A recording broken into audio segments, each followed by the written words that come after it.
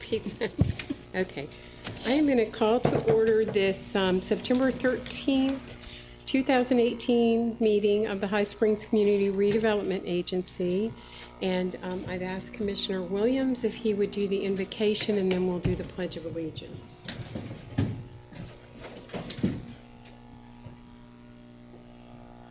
Most gracious God, as we come and discuss the business of the CRA, God, just lead us and guide us. Bless us with wills and knowledge and understanding that we'll do what's right and what's best for the city. So again, we say thank you for your grace and thy mercy. In your holy name we pray. Amen. Amen. I pledge allegiance to the flag of the United States of America and to the republic for which it stands, one nation, under God, indivisible, with liberty and justice for all. Thank you. Thank you, Commissioner Williams. Jenny, could you do roll call for us? Chair Lavin. Here. Vice Chair James. Here. Member Jameson. Here. Member Jones. Here. Member Williams. Here. Okay, next item is the approval of the agenda. Do I have a motion? Oh, we need to make an amendment to it. Go ahead. If we could strike discussion item number 2. I move that we approve the agenda as amended, striking item 2 under discussion items. Second. All in favor? Aye. Aye. Any opposed? The motion carries. Approval of the September 6, 2018 minutes. Okay. So that'll be tabled until the next CRA meeting. Okay. And this next item, we want to take just a moment to recognize a staff member who we have tortured pretty regularly over the last month or so by pulling him from one project to another. Wayne Emerson works under Christina's direction, keeps our downtown CRA area looking beautiful.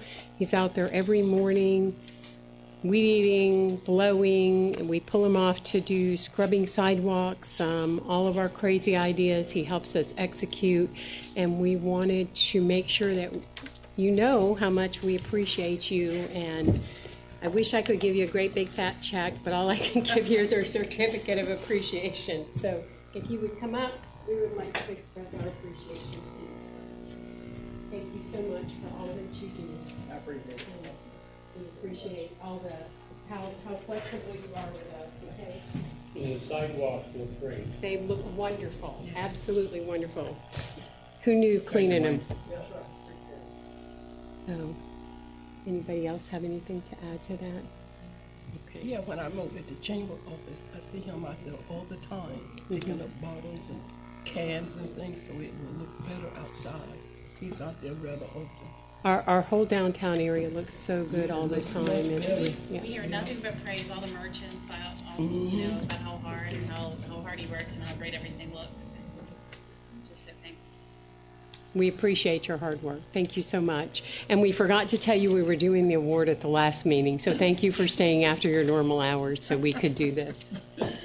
Okay, on to the next item. Consider approval of proposed 2018-19 budget. And that is in our packet, and I'm going to turn it over to Christina, I believe, for this. Yeah, this is the budget you all saw during the workshops. You know, we have to bring it to you all for approval first before the city commission. So there's an item that's going to be added to this or amended, which will be the rent from the CRA building, which we couldn't put in here because we haven't finalized that piece. We'll be doing that at our commission meeting later this evening because I questioned Jennifer about that today. And she said once that's all done, then she can go ahead and make the adjustments to the budget. So when they do a budget amendment, it'll come back to us with that revision made. So when will what is the date then to do the amendment, to do this like the second deal or do the amended? Oh, I'm not sure if she's talking about the amended budget for the year, like I'm saying, or if she's talking about. I think she said she could amend it for the second reading. She just couldn't do that without the commission. The CRA board adopts the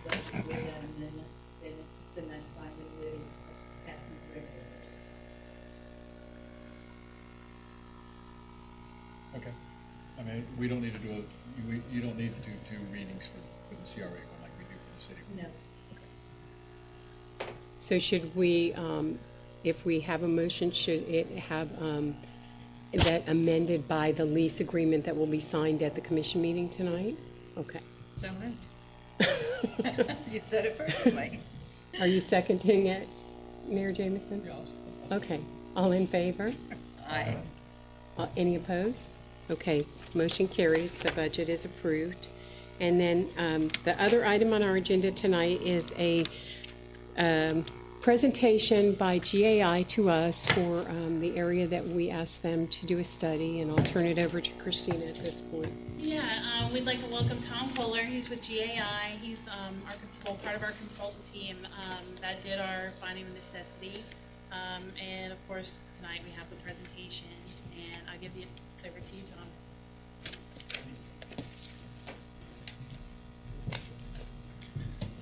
Madam Chairman and members of CRA, thank you for letting me speak to you. More importantly, thank you for hiring us, quite frankly. Just give you a little background on myself. I was the CRA director for the City of Orlando for 26 years for the downtown.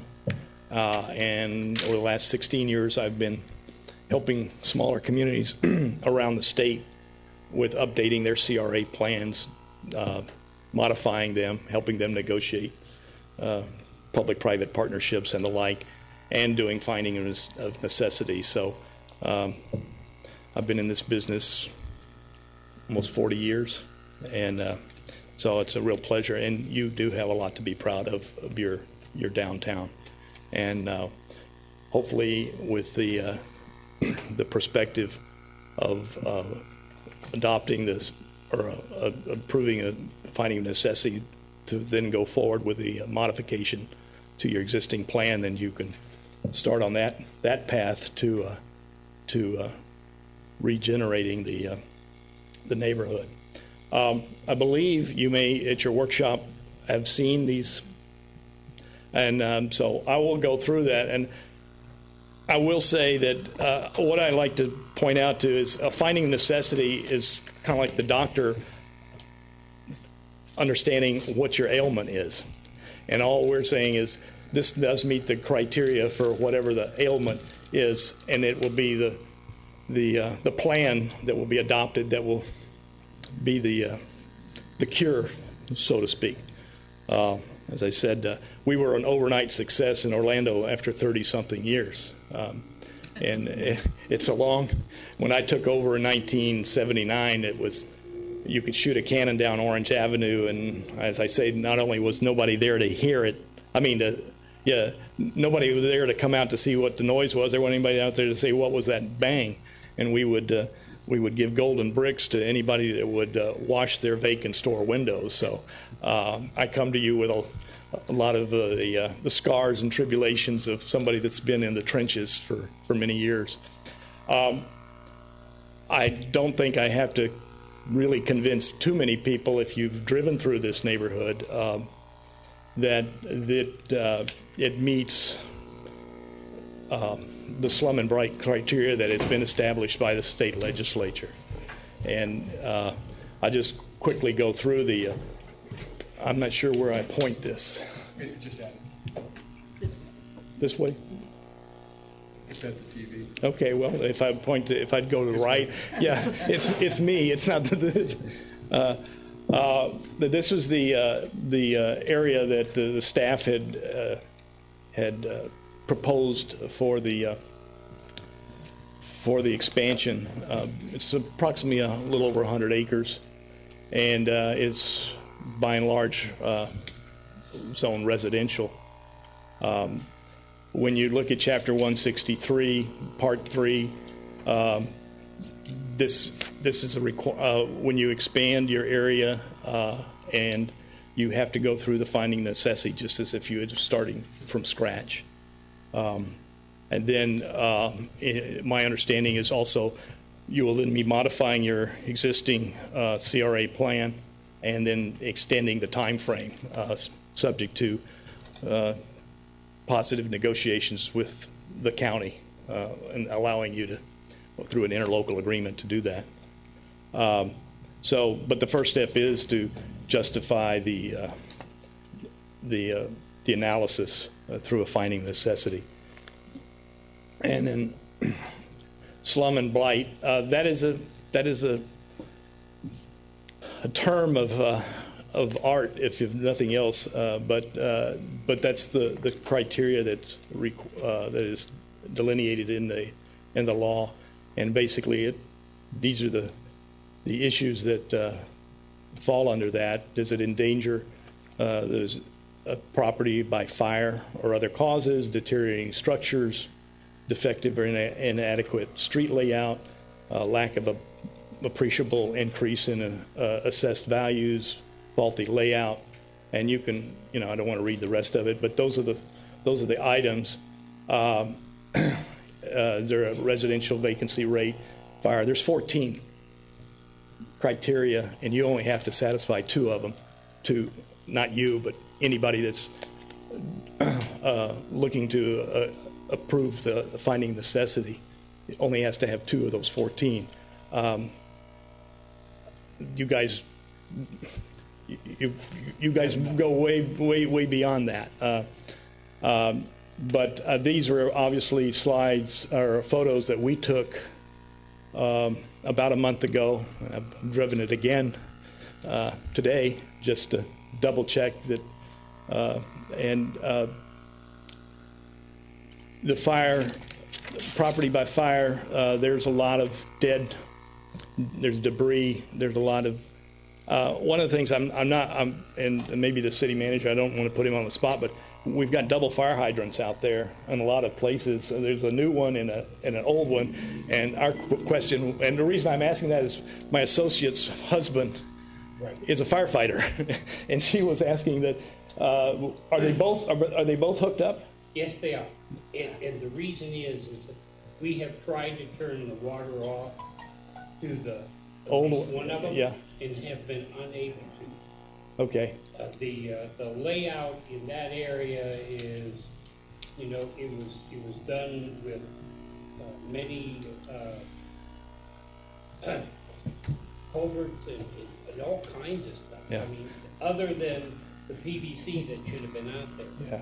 Okay. Well, it was just more of the I know, thing. it looks terrible. And the question, if they're both hooked up, that's good, because then in the sense that if they're going out to fight a fire, at least there's going to be water coming out of.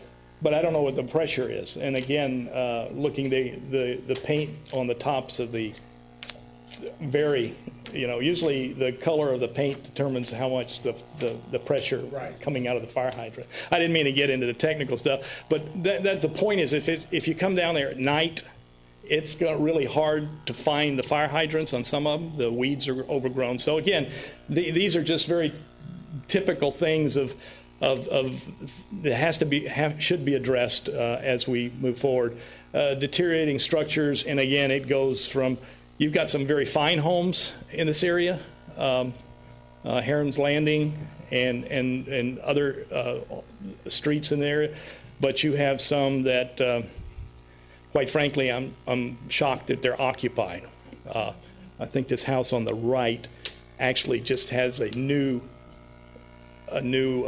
electric meter, and it was boarded up. So, and they also had a television direct. So I don't know if they're.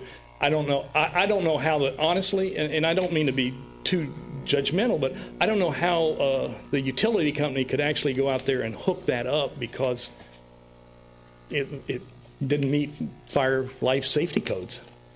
So you can't get in the front door. The door's boarded up, and so anyway, these are the kinds of issues that obviously lead to the blight and slum. Defective and inadequate street layout, that goes without saying. I'd say maybe 35% of the streets are unpaved, and a number of those streets have right-of-way, but you can't drive down them. They're overgrown. I tried to drive down several of them. I couldn't make it.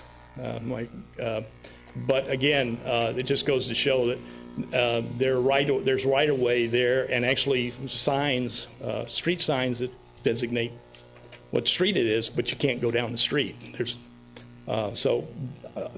This obviously meets that criteria. Faulty lot layout. I'm not so much sure it's faulty lot layout. It's just that you can't get the lots that are there are so overgrown. It'd be hard to the cleaning aspect of it. And I was telling Christina earlier, I'm going to get on my soapbox a little bit. This is the first thing you're going to have to do when you get those 50-something lots from the county. If you're going to get into development, it's going to clear some of these lots, and it's not going to be easy. Some of those trees have been growing there for many, many years. But the other thing is you got a great canopy, and trees are going to be a real asset for any development of the site. Unsanitary and unsafe conditions. Again, we've got a number of mobile homes that have been abandoned.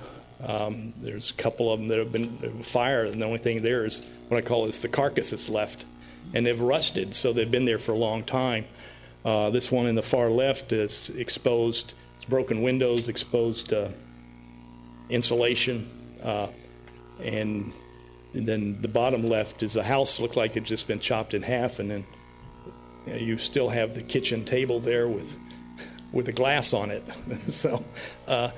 And our concern is children getting in there and either getting hurt or creating other opportunities that they could get sick or anything. Deterioration of the structures. There's 3 or 4 houses you could hardly see from the street. The trees have grown through it, and the vines have covered up in it, and these are down some of those streets that you can hardly drive down. So and also we have people that are cooking outside. They're not cooking inside, so that's a real danger. So I don't know if they don't have the proper ventilation, but they're cooking their meals outside under a tent. Delinquency, again, these just show the value of the land.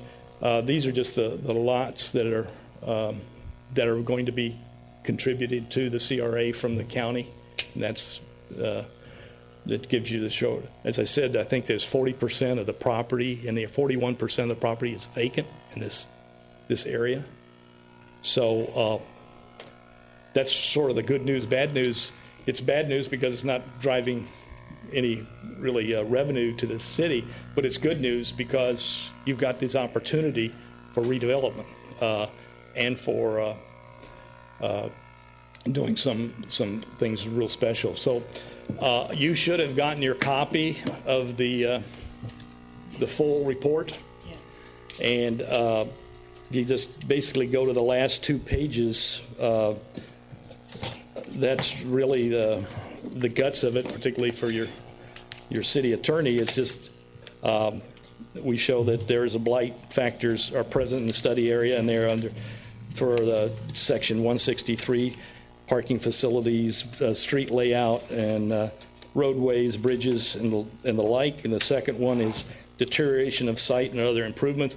Stormwater or drainage is a big issue there. There's very little accommodating. There's some swales in some locations. There's some other pipes that are there, but not sure where those pipes go or whether they're ever actually cleaned out. And then you have no curbs, you have no gutters, you have no sidewalks, and in many places, as I said, you have no pavement. So that obviously contributes to the blighting, and then the unsafe and unsanitary conditions. And again, that goes back to these houses, whether they're mobile homes or fixed houses. Some of them have 2 or 3 different kinds of siding on them, and I'm not sure they meet your basic health safety, life safety codes. So With that, I'll be happy to answer any questions that you may have.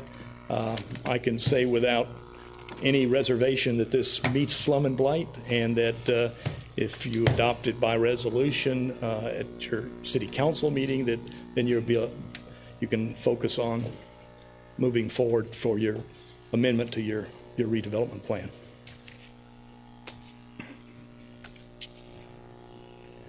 You just confirmed what we thought. Yes. Very thorough report. Well, I want to make sure Any everybody questions? just understands the justification. It's, Yes. we can say it, we've driven through it, it is that way, but we also can do it.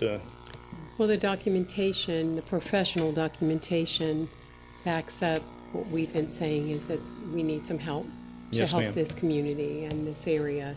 And having that professional backup gives us more legs to stand on as we move forward, whatever direction we Sure. go in. It gives us the ability to reach out and ask for help. Any questions? Very thorough. Yeah, I just want to say thank you to bring to light this. Some have been seeing for several years. Some of us see it and document that is.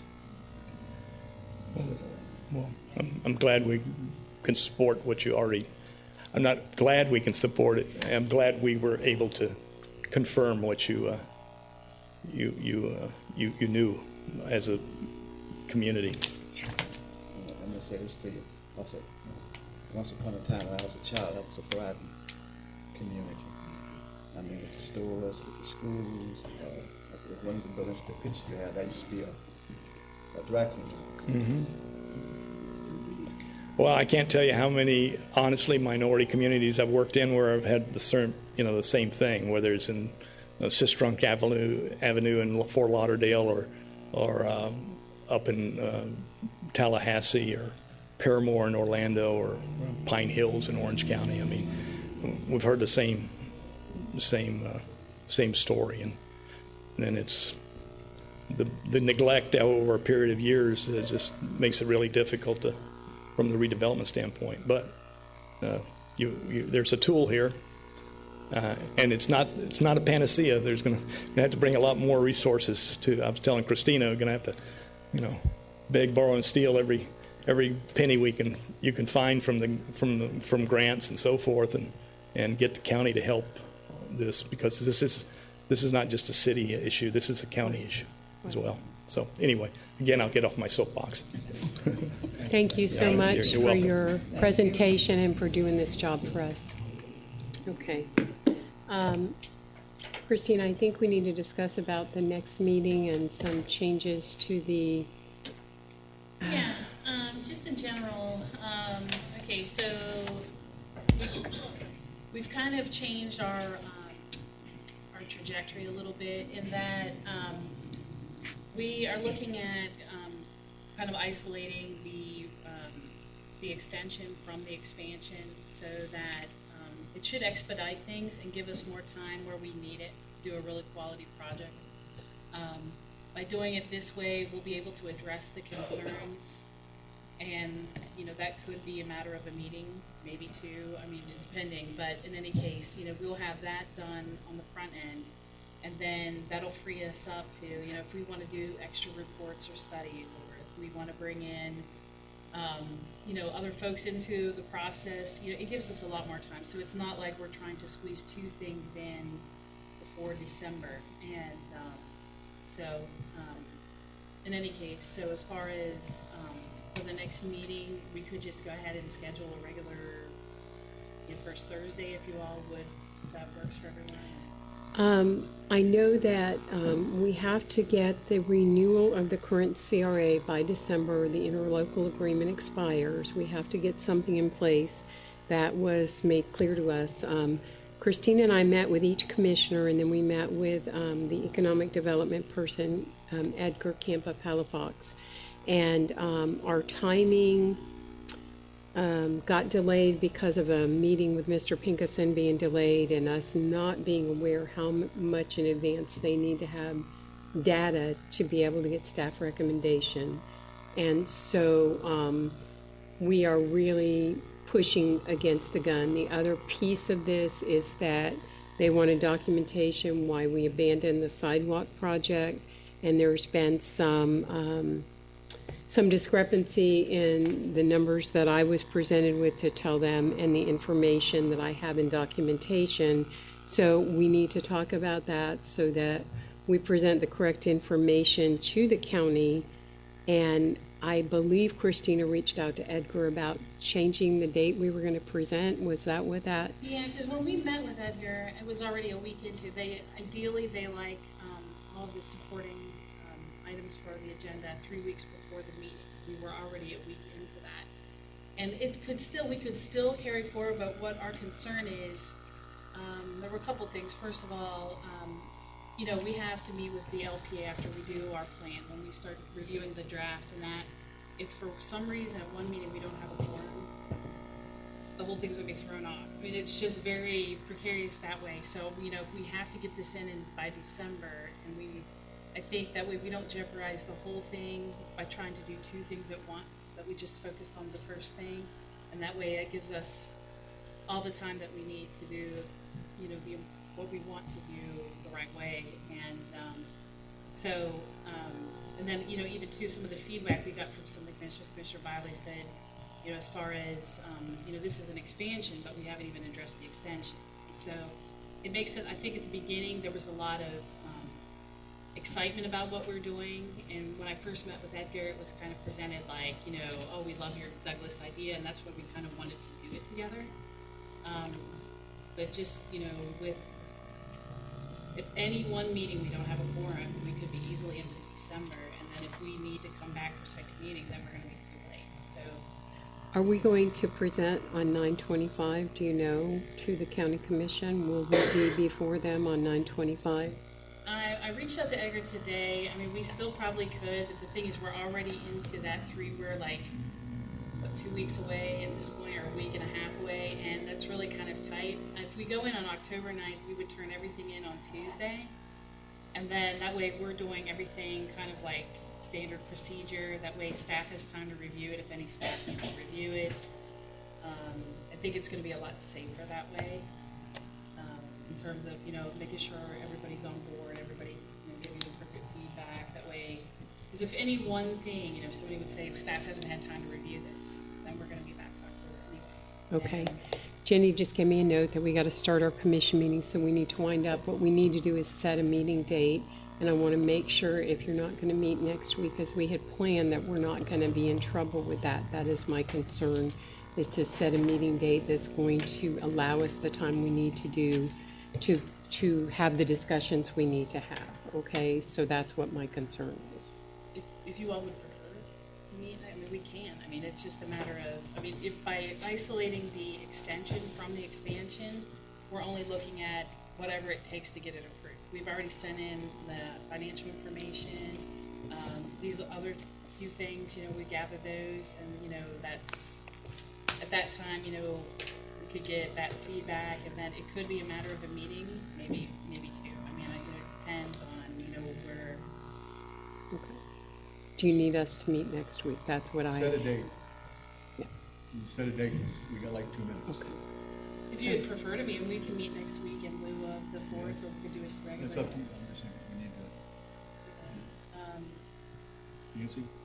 So why don't we meet next Thursday? We're not having a commission meeting next Thursday, or do you want to do it on the 24th before the regular commission meeting, but we'll be in the same budget constraint then? Yeah, let's do it on the 20th. Okay. All right, let's just do the regular scheduled meeting. Can I have a motion for that? Second. All in favor? Aye. Aye. Any opposed? Okay, I will entertain a motion to adjourn. Okay, this meeting's adjourned. It's at 6 o'clock on the 20th, right?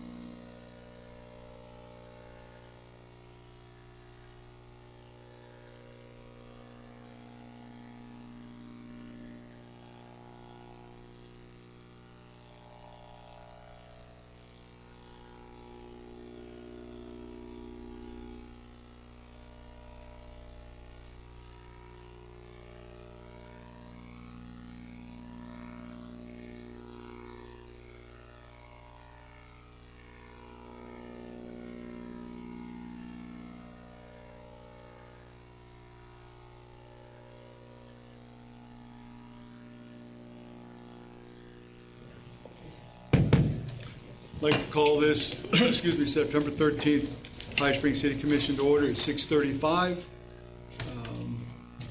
At this moment, we have the invocation. Pastor Terry Hall will do it, and then you remain standing for the Pledge of Allegiance.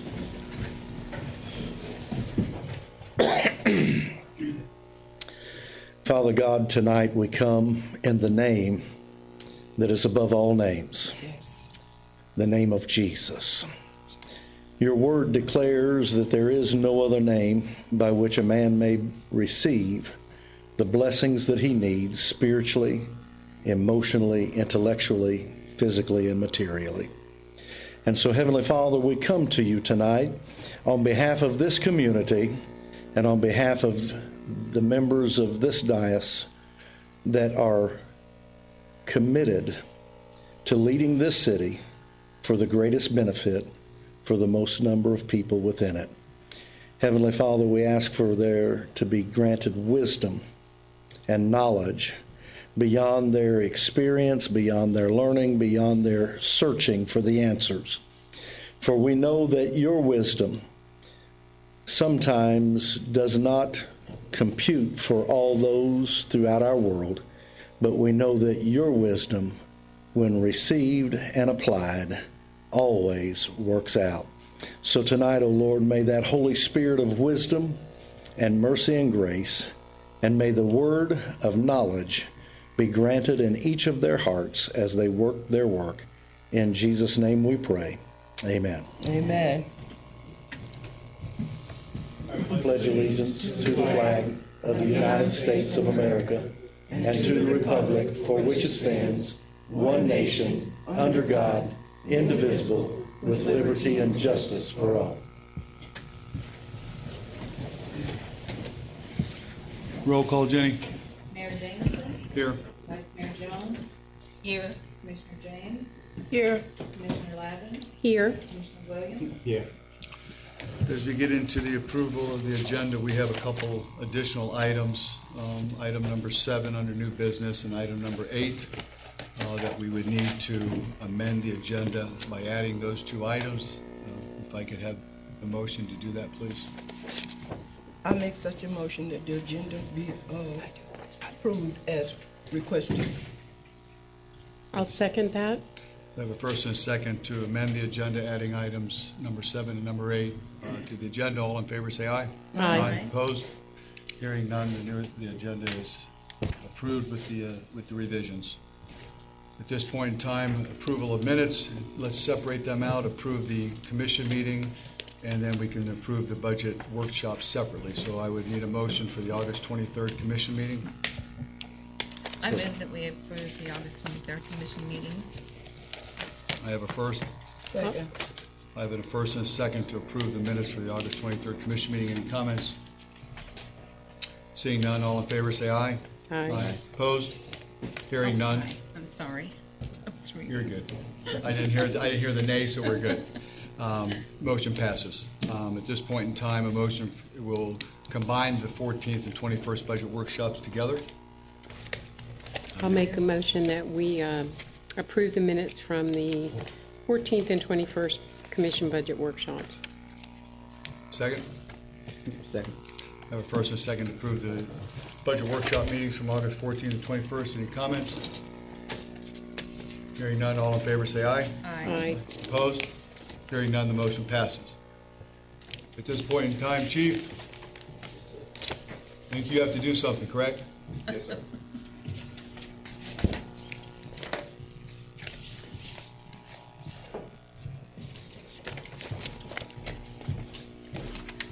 Good evening, Mr. Mayor, Vice Mayor, Madam Vice Mayor, Commissioners, Mr. Booth, Mr. Attorney. This is an opportunity that all chiefs and sheriffs or OICs like doing. It's an opportunity to promote a young man that's very dedicated to the profession. He comes from a long line of law enforcement and military background. And what I'll do is let Deputy Chief Shepard, since he hired him, to tell us a little bio about him. Good afternoon. We're here for Sergeant Jamie Jacobson. Jamie Jacobson He's a graduate of Santa Fe High School. He and I both went to the Police Explorers in Alachua. He is a former Marine. Whoops, not formal, but they say once a Marine, always a Marine. So he is a Marine. He was hired here in High Springs in 2012 at the High Springs Police Department. Prior to that, he had 4 years with the Gainesville Police Department. We're happy to have him. He's a very energetic person. If you meet him, he has a lot of energy. So I thank you, and that's it from there. Can I emphasize energy? Very well. Sergeant Jacobson, would you please come forward?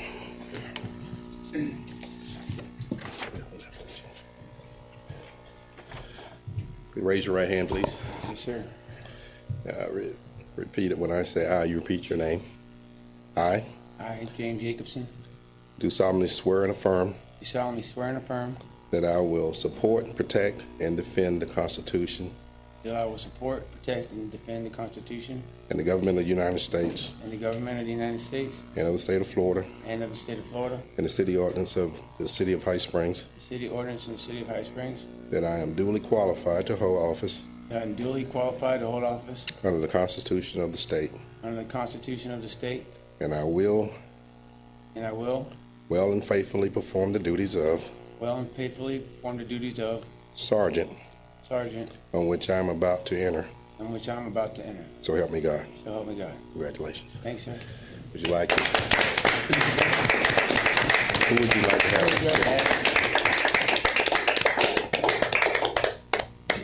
Is it my turn? Yes, sir. Good afternoon, everybody. I'm James Jacobson, too, but not a junior or a senior. He's got a different middle name. In '82, I was working here at High Springs Police Department. So you figure he's sort of stepping in the same footsteps a little bit. I wasn't as energetic.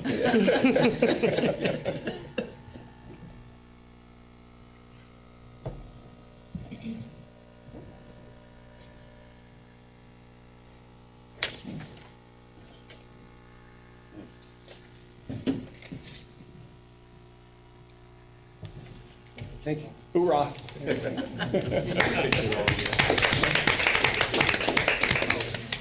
Who's taking it? Oh, right here.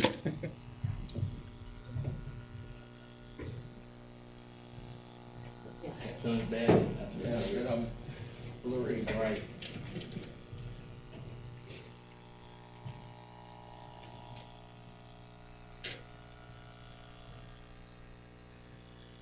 One more. Y'all done? Matt? That's the other sergeant. That's my brother. I don't have jurisdiction, I just call him. Thank you.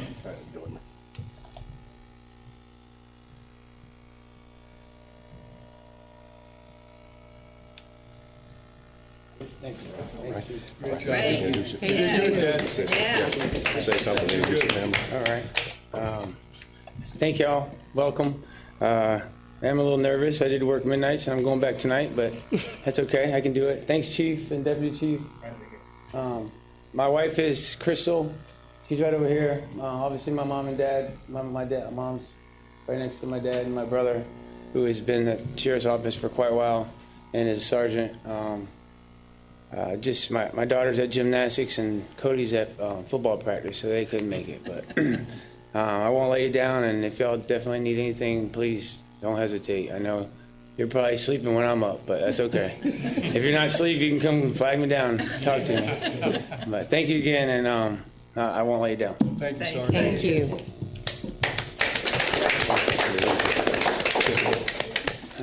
Read your certificate for you. Okay. Certificate states, High Springs Police Department's certificate of promotion, Jamie/James Jacobson, has been promoted to the rank of Patrol Sergeant effective July 23rd, 2018. This promotion recognized demonstrated ability and is a credit to both the individual and the agency. Thanks, sir. Thank you. You're very welcome. Yes, sir. And Good job. Thank you. Good job, sir. Thank you. Great job. At this point in time, we've got a couple budget items that we need to render decision on. So number one is consider Resolution 2018R. Mr. Mulvey? And tonight I'm going to be reading this resolution in full because we are talking about the millage and rate and rollback rate and percentages and whatnot. So we want to be extra cautious and read it in full for everyone. Resolution 2018R, resolution of the City of High Springs, Florida, determining the amount of and fixing the tentative rate of ad valorem taxation for fiscal year 2018-2019, providing for conflict, severability, and an effective date. Be it resolved by the City Commission of the City of High Springs, Florida as follows. Section 1, that the tentative millage for fiscal year 2018-2019 is fixed at 5.8800 mils, which is a 1.62% increase from the current rolled back rate of 5.7865 mils.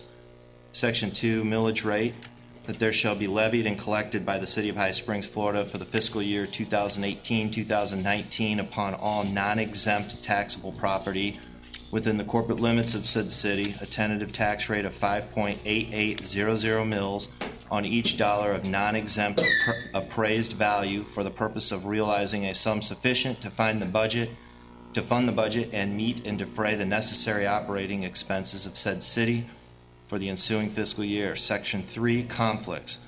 All resolutions or parts of resolutions in conflict with any of the provisions of this resolution are hereby repealed. Section 4, severability. If any section or portion of a section of this resolution proves to be invalid, unlawful, or unconstitutional, it shall not be held to invalidate or impair the validity, force, or effect of any other section or part of this resolution. Section 5, effective date. This resolution shall become effective immediately upon passage and adoption this 13th day of September 2008, signed by the Mayor Scott Jamieson and attested to by the City Clerk Jenny Parham. Very good. Comments, suggestions? If none? I have a little comment. Okay. I was at a meeting this afternoon with all the city managers and the county manager, and apparently we're the only ones that is reducing our ad valorem tax. One question, City Man and Ms. Are y'all pleased with this rate? I am.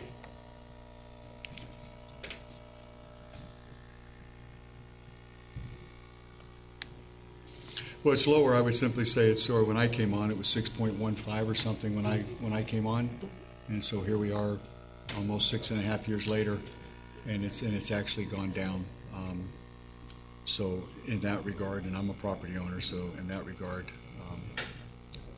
I think we've done well, and we've actually increased. So as it's gone down, we've actually increased service, added people. So I think it's been a positive. So at this point in time, no other comments? Roll call, Jenny? Yeah, make a motion. I apologize. Make a motion that we adopt Resolution 2018-L on first. Do you have a second? Second. First and seconds, any other comments? Roll call, Jenny? Mayor Jamieson? Yes.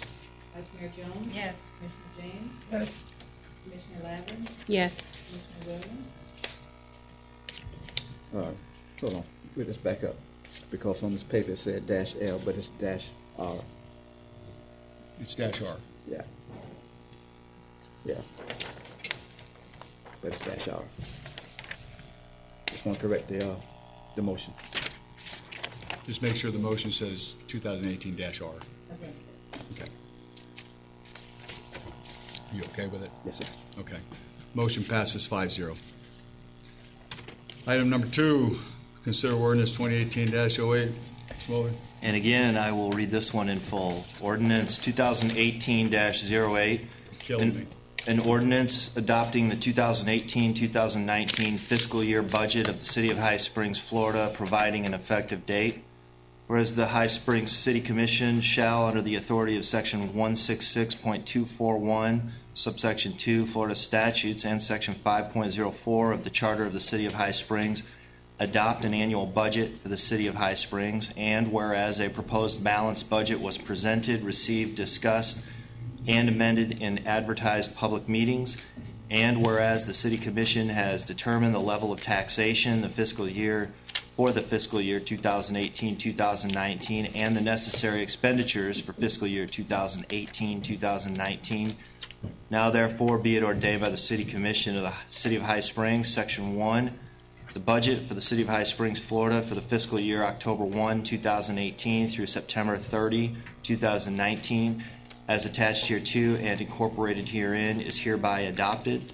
Section 2, this ordinance shall take effect on October 1, 2018, passed on first reading on the 13th day of September 2018, passed on second and final reading the 24th day of September 2018. Date of publication is September 13, 2018, legal ad, September 20, 2018, the display ad. Signed, Scott Jameson as mayor, attested to by the city clerk, Jenny Parham. Any comments? I went to Jennifer today because the fire section needed to be changed out from what we got in our packet to without the ALS portion. In your packet was ALS, and I put the revised one on your desk that we talked about in the budget workshop. And then the other issue is that we will need to revise this for that rent for the CRA from the transfer. We can do that on the second reading. So we need to amend it with the rent. Once that resolution is signed tonight and that rental agreement, we need to add that to our CRA budget. And then one other question that I had, which really isn't about the budget itself, but we're replacing, I believe, 21 computers with our IT purchase. I had asked that question in our last meeting.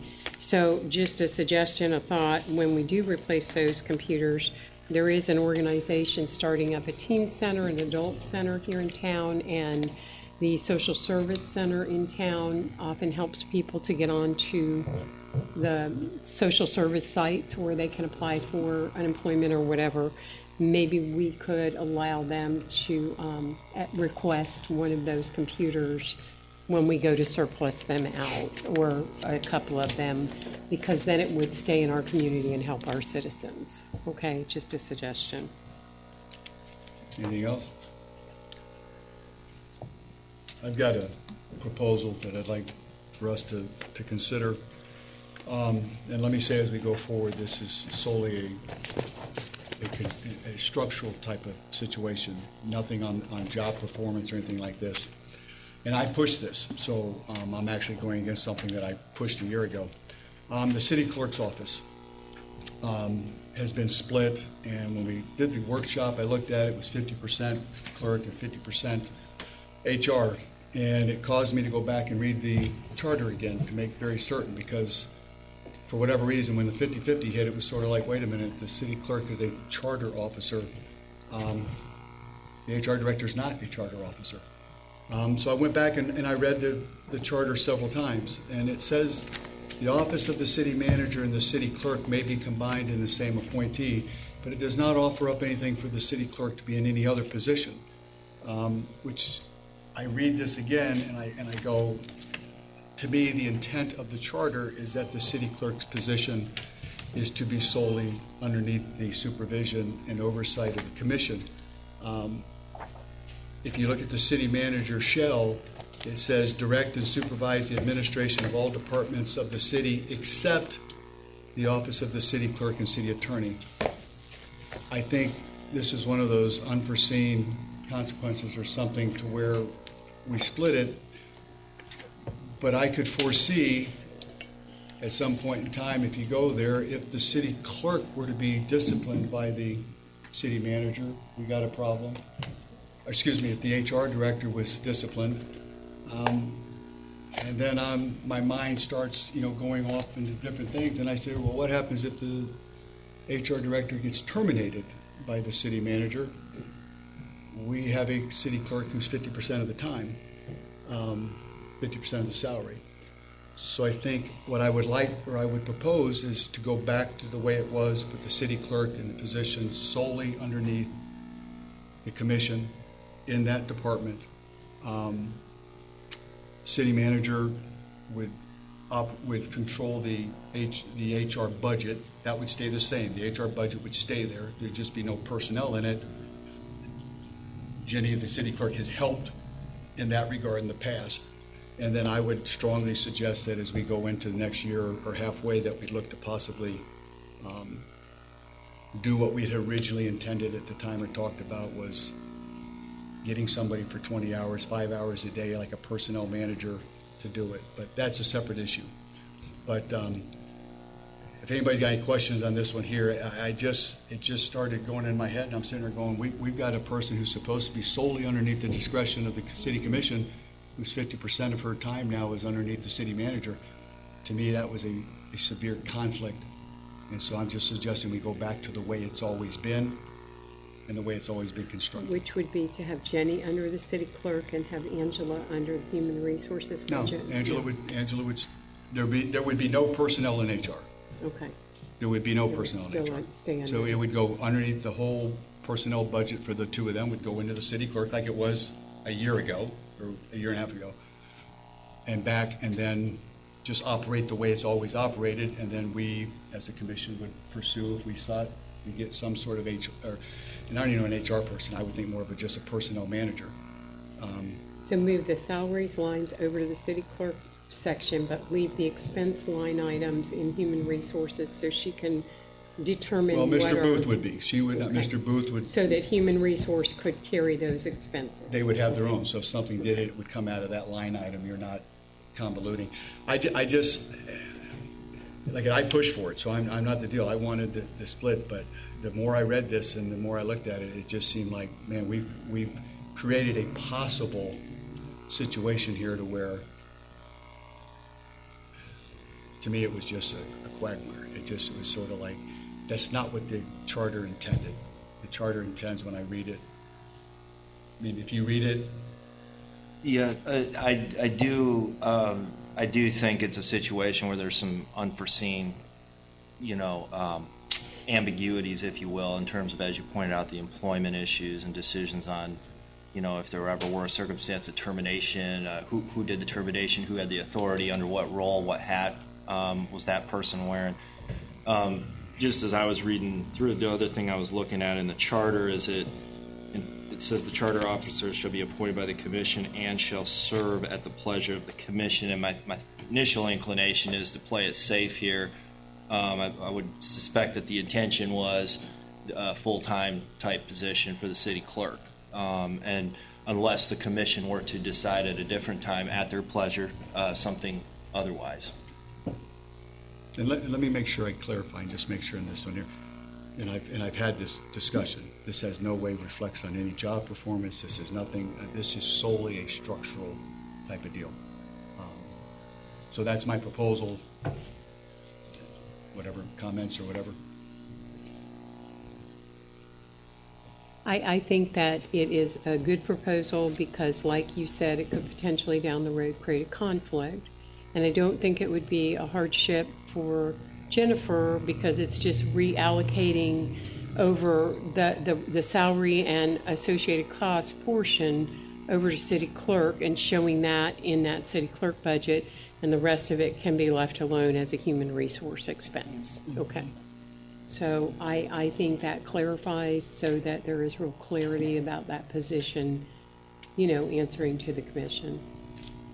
Any other comments? I mean, is everybody in consensus with that? With making, I don't want to, for comments? So HR position, that is a position. That's just not a part of your duty. That's a clerk. Well, at one point, the commission actually appointed me the personnel director. Mm-hmm. And what we were going by is in the charter, it says that the city manager may appoint those duties of the hiring and the firing of the personnel to another person. That's what happened. He appointed those duties to me. I have no problem giving it up because that way it's a liability. Somebody else.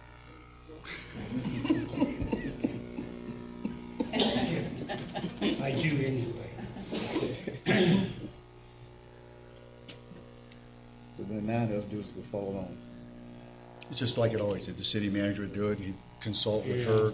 I mean, I still do the ads. she still does all the. It's basically nothing changed, except the budget and everything. I mean, Well, yeah, on paper though, it changes dramatically.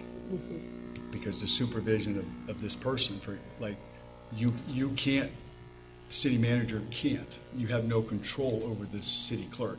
I don't. You would have control over the finance, or the HR person. I mean, so that's where the conflict, for me, when I read it, was we've created an inherent conflict because she has two bosses. She has two expectations. She has to answer to two people. To me, the charter specifically states that she works under the direction of the commission solely. So I think, to me, it was a conflict, having her go underneath the HR, or go underneath the city manager. I agree. I had not noticed that, but it does make sense.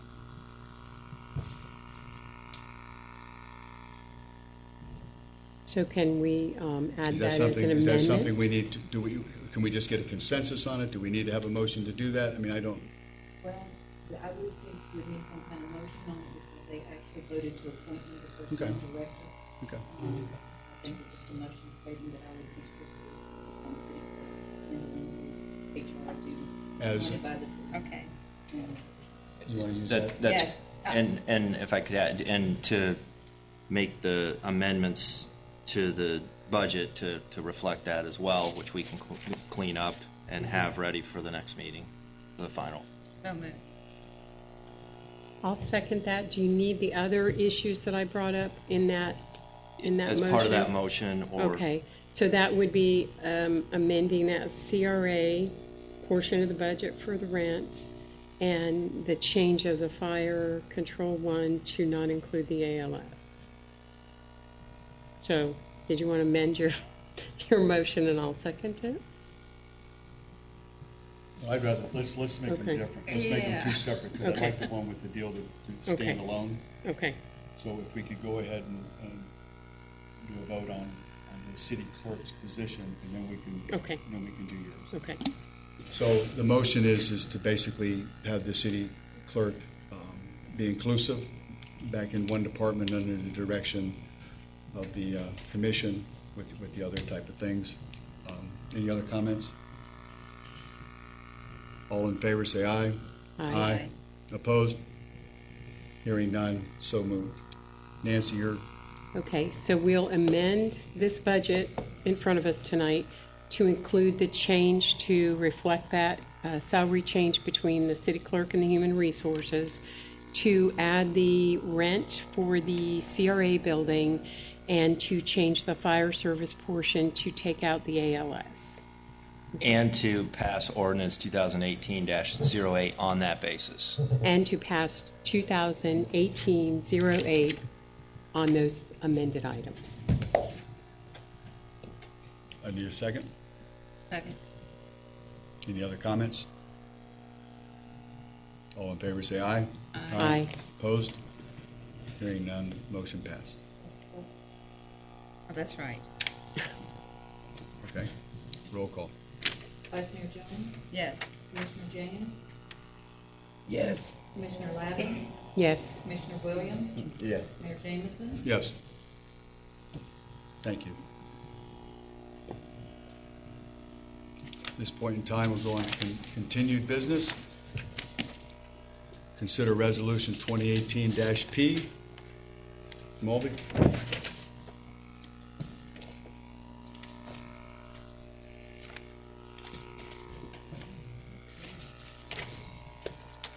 I apologize, but it's not on my nifty computer. I followed Scott's footsteps on this. Thank you. Resolution 2018-P, a resolution of the City Commission of the City of High Springs setting user fees for the City of High Springs Civic Center and adopting an application form, setting new rules and regulations for use, including a hold harmless agreement, and adopting a waiver of fees application form for use of the City of High Springs Civic Center, providing for conflicts and providing an effective date. Okay. Everybody's got it, right? Yeah, I just got a few questions before we. Okay. Okay, the first one would be, I know in past, we gave the Civic Center to nonprofit organizations and city employees for half the price. Are we going to still continue that practice?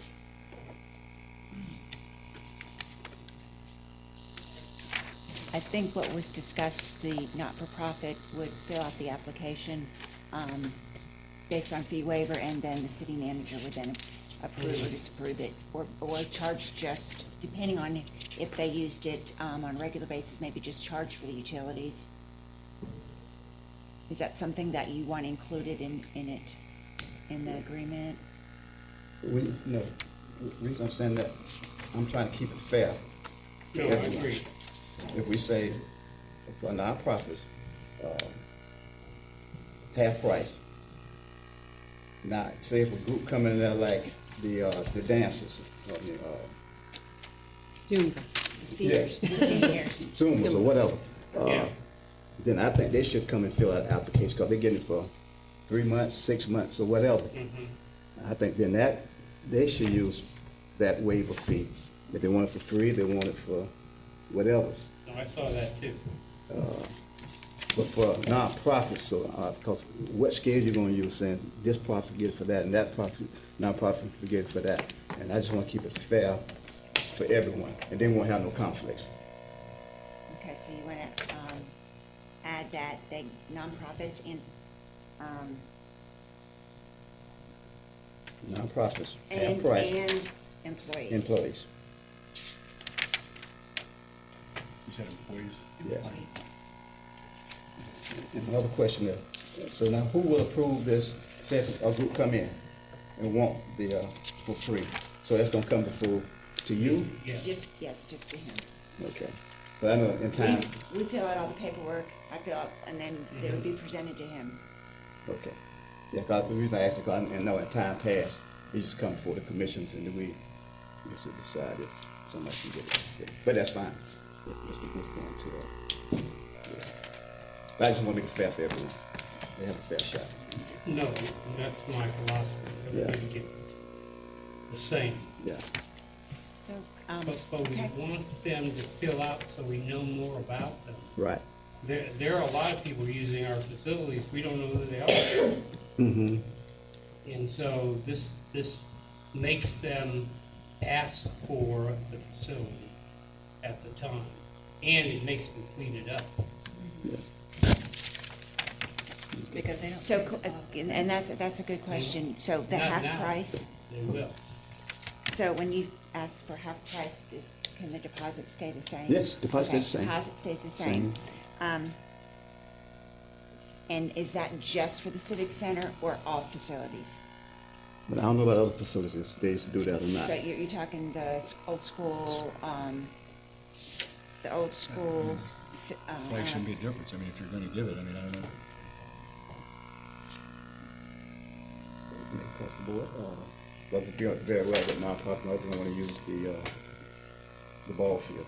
I can say that. I can say that. No, I got you. I can't say that. I got you. So all facilities. Where does this? Okay. Where on this form now is this going to go? This will go on the facility rental sheet right here. This one, it'll be an added bullet down at the bottom where we have. You see, High Springs residents, military, first responders. Because we don't have it. We don't have what you had out. You don't have this? No. No. Oh, I This do. came out in a separate. It's not in my package. It's in the back. Oh, you don't have it? So you're going to change this where you would say military and first responders eligible for 20%. High Springs residents and nonprofits 50%. No. No. Okay, just make. Nonprofits and employees. Nonprofit employees would be 50. Are 50%. But the military and first responders, you're going to still keep in there for the 20. 20%. Yes, sir. That's my understanding, what he's saying. Yeah, so you would add another line, Yes, is what I'm there's saying. going to be another bullet point at the bottom. Okay, that's what I just want to clarify. Okay, that's fine. Has everybody got that? Yeah, I've got it. We good? So one more question. So now and then, say somebody want to pull out that waiver fee. Are you going to give them a time limit? How in advance do they give it unto you. What I'm trying to say is, I don't want somebody to come to Mr. Boucher on Thursday and say, we want it Saturday. You understand what I'm saying? We can do, and that's a good point, because Yeah. I would prefer like us to have like 30 days. Mhm. So they would. Oh, please. What we're saying is we look at availability, and that's Yeah. why we're not going to give across the board, we can do it within 4 days. Right. Because, believe it or not, our facilities are really being used. Mm-hmm. And that would be too if we have to move somebody that is Yeah. paying, because it is still that the paying customers come first, correct? Right. Okay. Just want to make sure. So I have a dumb question. Why would we call the resolution setting the fees for the Civic Center and not setting the fees for the High Springs facilities? Well, okay, the old schoolhouse really has turned into a nonprofit and also classrooms for not only Santa Fe, but for the fire department, police department. And so they're being used, and we ran into a problem when we redid the Civic Center. But now that the Civic Center is open and everybody wants it, has really left the old schoolhouse as a meeting place for nonprofits. Right, but And it even covers. last night, we had 2 organizations in there. But it covers this, what you're asking us to approve covers the Civic Center, the old school, the ball fields. Should it be? We're now calling it, in the budget, it's now called, instead of being the Civic Center, now it's just facilities. Yeah. So, You know, it's Parks a- and Rec facilities, so can we change that in the, so I think that's what she's asking in The actual resolution, we're naming it the High Springs, Just change it to you know. Parks and Rec facilities. Yes, that's right. Parks and Because Rec. it would make more sense if we're adopting this as a resolution for all of these facilities, if we directed that in the title of this resolution. Yeah. And we're looking at it in a lot because of the soccer fields that we have created. There seems to be a great demand for teams outside the city to come in there and use it as a practice field. And we would like to charge them because we have to turn the lights on, and then we also have maintenance. What term are you going to put in there rather than Civic Center? What are you going to put in there? It'll be Parks and Rec facilities, that's what we're calling, like, if you look. So is the old schoolhouse is a park and rec facility? Yes, it is. That's Okay, I under- just want to make sure that there's. Yep, it's all there. It's covered. If you look in your budget now, It's under. it's called Parks and Rec facilities, it's not called Parks and Rec Civic Center Okay. anymore. Okay. And that's I should. You got that, Rich? So if we can amend it to High Springs Parks and Recreation Facilities in this resolution In the portion resolution. of the document. So the question would be at this point in time, do we want this to come back, or do we want to go ahead and make a motion to approve it with the revisions? Yeah. Type, you know? I think she wants this thing approved someday No, I'm before with the you. I end of the just- I wanna century. I would just make sure you guys are happy though. No, I just wanna make but sure I we- will make these changes, I I promise. just want to make sure that we're okay. So the motion would be to revise the Title. the title, but yeah, to revise the resolution as appropriate, but also to add the Additional additional discounts. discount. Okay. So I'll make a motion that we adopt Resolution 2018P with a change to the title from High Springs Civic Center to High Springs Parks and Recreation Facilities, and the additional change on the facility rental price sheet to add a bullet item at the end to discount for nonprofit and High Springs employees to 50%. Second. Any other comments?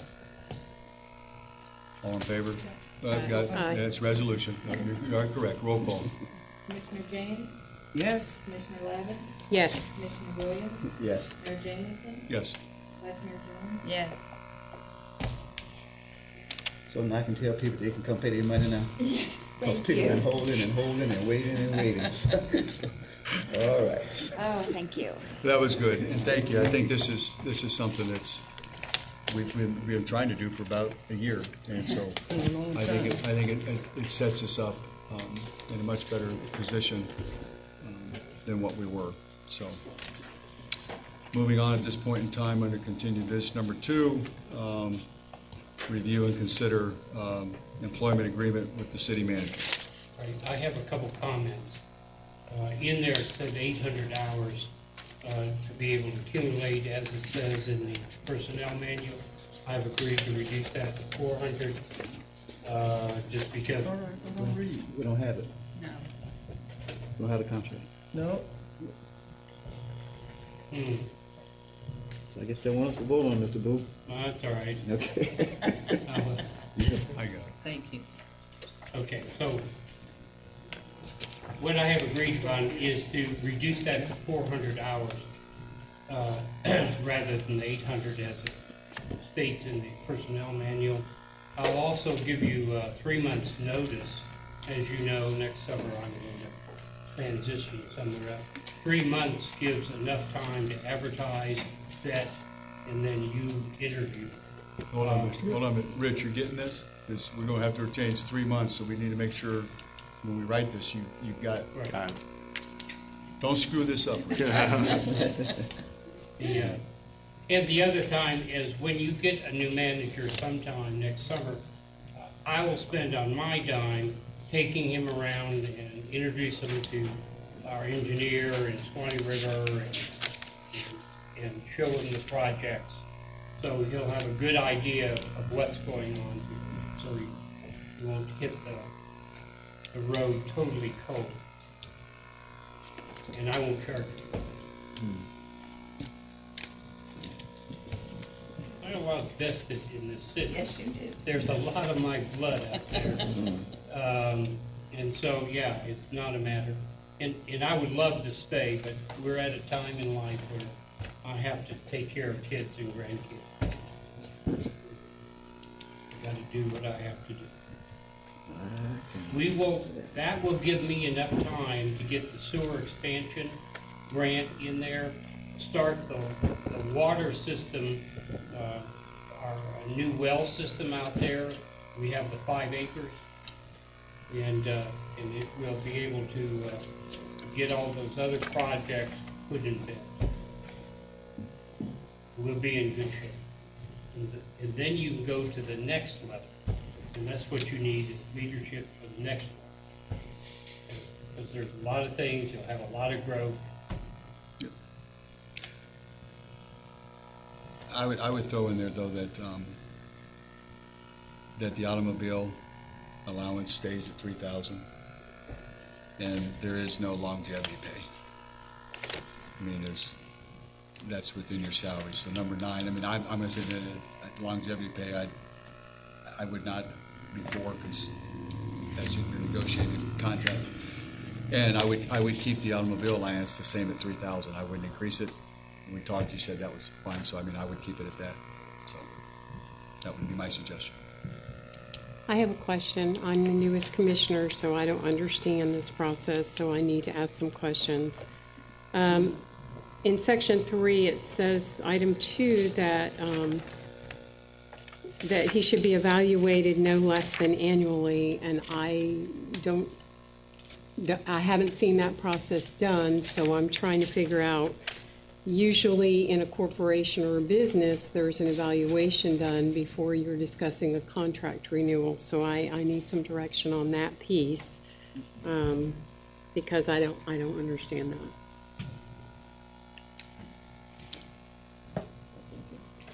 Usually we do the charter officer evaluations in November, and you actually found out last year. So they are actually past due. I just, in every organization I've ever worked in, there's an evaluation done before you ever talk about a contract renewal. So I just don't, I don't understand how this is before us without that having come to us first. And so and then on the initial cover sheet, it said that it was increasing the automobile allowance to 38, but the contract says 42. And, I was going to ask questions about how much was accrued in the leave policy, because that's vague in this contract. Well, number 8 with the 42, he had 38. What I'm suggesting, we're not changing it from what it was in last year's contract. It's going to be 3,000. That was what's in his last contract.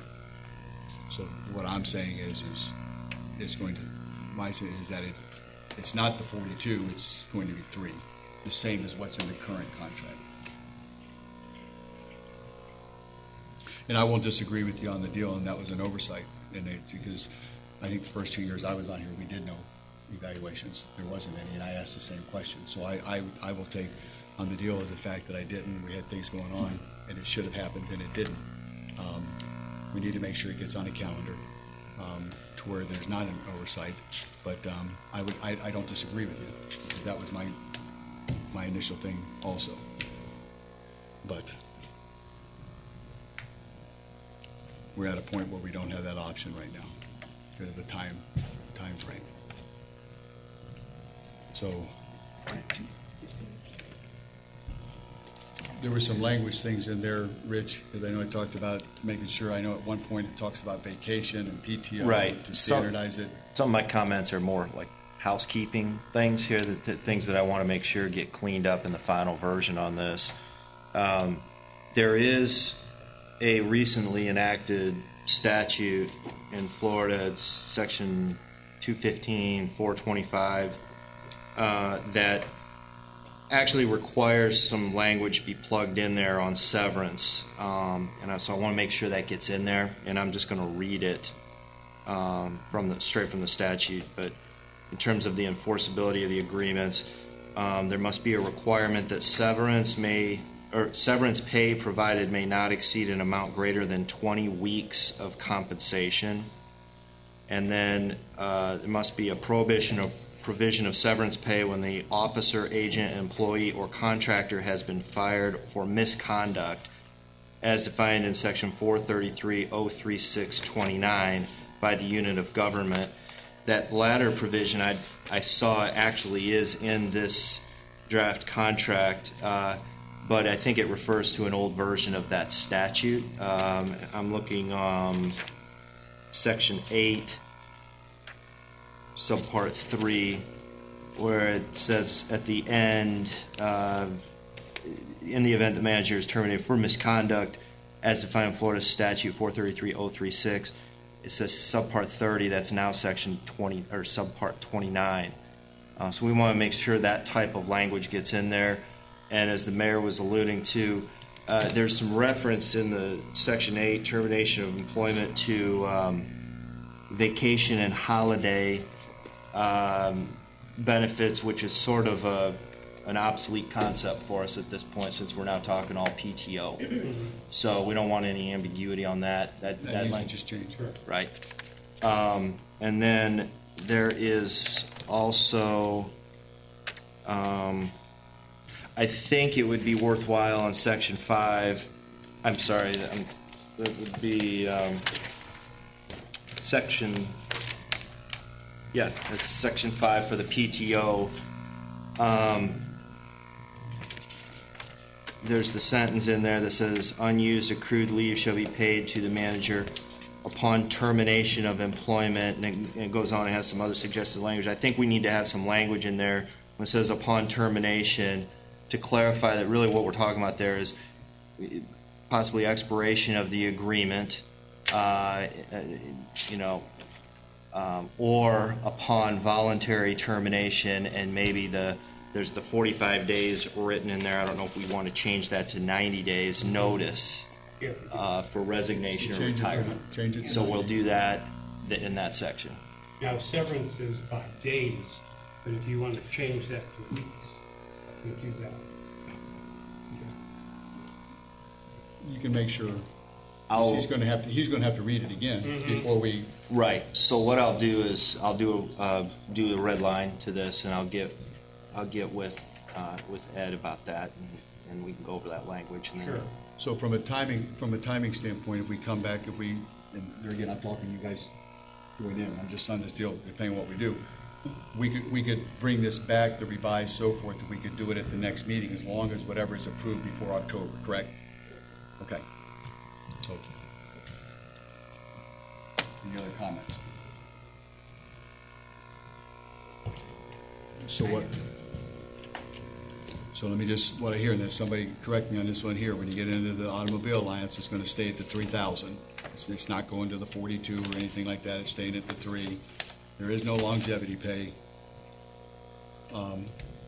Up to 4, so you're gonna have to rewrite, Jenny, I'm asking you on this one here, as far as the PTO, the wording on there is gonna have to change. We're just gonna say, upon the deal, we paid up to 400? Yes. So you'll get with Rich and just make sure that, because that whole wording will have to change? And then and then the language, Rich, that you were talking about. Can we do an evaluation before we have that item on the agenda before us next week?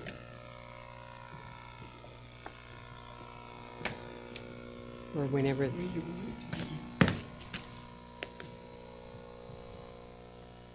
They're gonna do another one in November, Yeah. I would think that you would want to have the evaluation done before the contract every year, instead of after the contract. Well, it should be probably. I know they did it in November and I did, and this is going to sound like I'm doing it. Absolutely makes no sense to me, because you get somebody who gets elected on the commission, and then 2 weeks later they're having to turn in an evaluation. They haven't been there. I think they're put in there. We actually did it prior to the vacancies. Okay, so I mean, I would not say November then. I mean, to me, I would say have it done in October. You could have it in September, and that's fine. For all town offices? Just No, Mr. Booth. Mr. Booth. Well, it would be, evaluation would be on all of them. Okay. Is that what, I apologize, I didn't hear you. Yeah, evaluation on the 3 charters would be done in September, and I would say put it in there by the second meeting in September, and if something comes up, that still gives us, a little time before the election. I don't know, thoughts on for this year? Well, I'm sorry, say that again. We're going to have evaluations when? We can do them in September, and that in case that we do any kind of contracts or anything that's beginning in October, that way you have the evaluations prior to the contract. And then will that suffice for November, or do we have to? We won't do November. We won't do November. Well, is that going to answer Nancy's question next year? Do we not have an evaluation for the fiscal year? Nancy? No, I just think before you do a contract with somebody, there should be an evaluation process. In every organization I've ever been affiliated with, yes, it was done annually, but before you sign a contract, you would definitely want to have an evaluation process. Well, my question to you is, if we do it in September, do we need to do it again in November? No, I think, it takes care of that obligation that we have as a board to make sure that we're communicating how we feel about the jobs that are being done to the people that answer directly to us. That's being responsible. I understand that. I just want to make sure that when it comes time to do evaluations next year or contracts, that's my question, is the new fiscal year next year, would you want to have another evaluation? Right, I think it should be done annually in September before the new fiscal year. Wouldn't that make more sense than doing it after the fiscal year if you're budgeting positions? To make that decision. Right, I think it would make more sense to do that before you're finalizing budget decisions, and contracts. It seems like you're putting the cart after the horse by doing the renewal or the evaluations sometime after you decide a budget and contracts. It's very easy to change the date. We never actually voted on the time to do it, so if we do it in September, it's September. Yeah, it just doesn't give us a whole lot of time between now and then. Oh, not this year, no, it would not. Okay. It would for the charter officer, but for Mr. Booth's contract. Oh, okay. Okay. the city attorney has basically an ongoing conflict.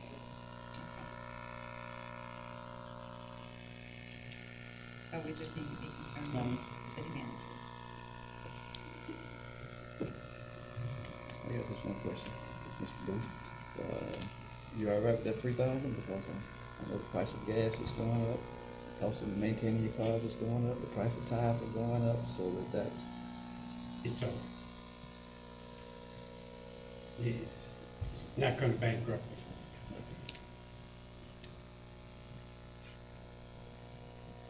I don't know from a timing, I mean, I don't know. I mean, I think, I don't disagree, don't get me wrong, I don't disagree. There was an oversight. I mean, I'll take whatever blame there is to make sure it should have been on the agenda back when. I'm assuming that we could try to do it. You may get it done, you may not get it done. I would think that when it came time to approve the contract, What I can do is I can actually send out the evaluation forms for each position. Then if you have a chance to do it prior to the 21st meeting, you can submit you it. can actually discuss it then prior to adopting the Okay. changes. Well, let's send it out. You get it done, we get it done. If not, I mean, like I said, I think when you vote, you will vote to extend it or would basically reflect what your, if you did an evaluation, it would basically be reflected in whether or not you said yea or nay. Exactly. But I agree 100%, and that was my concern before, and I wasn't diligent to watch this. So if you could send that out, the one that we have, if you could send it out, we'll do our best to get it back in. Rich, you'll make sure the language is done and the dollar amount, and get with Jenny on that one and make sure that she has it. Mr. Booth can look it over and see the language and so forth, and have it ready for the next meeting.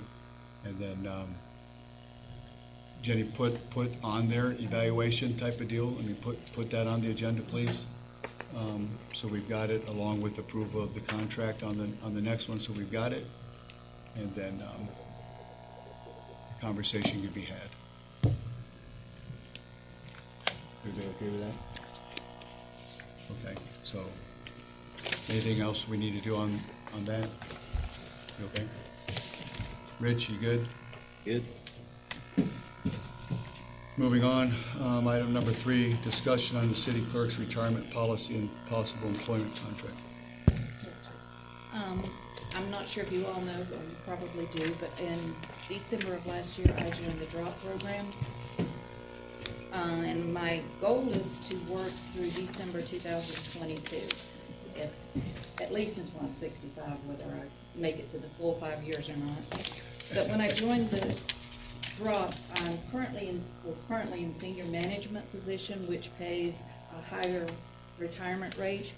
And when I joined the DROP, it dropped significantly to a lower rate. So I had asked the city manager if it was possible to pay the difference to our ICMA account, retirement account, being it was budgeted. But my understanding is we need a policy or a vote on that before we can proceed with it any further. So I guess that's basically what I'm asking, if the commission would consider that or not. If not, it's... Why did it drop, Jenny? Can you explain to us that process? In the DROP, it's the Florida retirement system. No, I know. You have when you join the DROP, you have 5 years. Mm-hmm. The amount that's normally paid in to your retirement goes into a special account so that when you retire, then you get that in a lump sum, if you choose that way. But it does, like I say, it does significantly lower senior management's. Regular class employees, it does not lower theirs, it actually increases theirs. The amount of the DROP increases, the percentage the city pays in increases on theirs. So the Florida State Retirement System automatically lowers that rate once you enter a DROP program to a different percentage point for that 5 years. It's not something that was done internally. It's a Florida State retirement standard that they have. Yes, it's strictly Florida retirement. And so then you spoke with Mr. Booth about increasing that to what the former rate was as a senior management employee before you entered the drop position. What percentage points are we talking? Yes, basically around 10%. I had asked him could the difference in the two, which is basically the 10%, be placed in the ICMA. Okay. And so does that go into the lump sum type thing, the drop program? Is that what happens? No, at it's addition? something separate. Okay. It would go into a 457, which is something totally different than the retirement. It's a separate deal. Okay. My understanding is nobody's ever asked for it before, so it hasn't really been addressed. So, and I didn't really think anything about it when I asked him about it because it had been budgeted for the higher amount. So, but we basically stopped it and made this process. So how many other senior management people do we have in the city staff? right now we currently have 3. There's 4 positions, and Mr. Booth's position is one of them, but we don't pay his under the Florida retirement. His is paid through the ICMA at the senior management rate. The finance director is another who's on there, and the assistant city clerk position is on there. So they would all be affected as well when if they join the drop, yes. Which there's only certain times you can join the drop program. Let me make comments on this one here. And what I'm going to say is once again is going to be procedural, because I think very highly of the individual. I'm steadfastly against this, and here's my reason why. When an employee goes into drop, they're retired.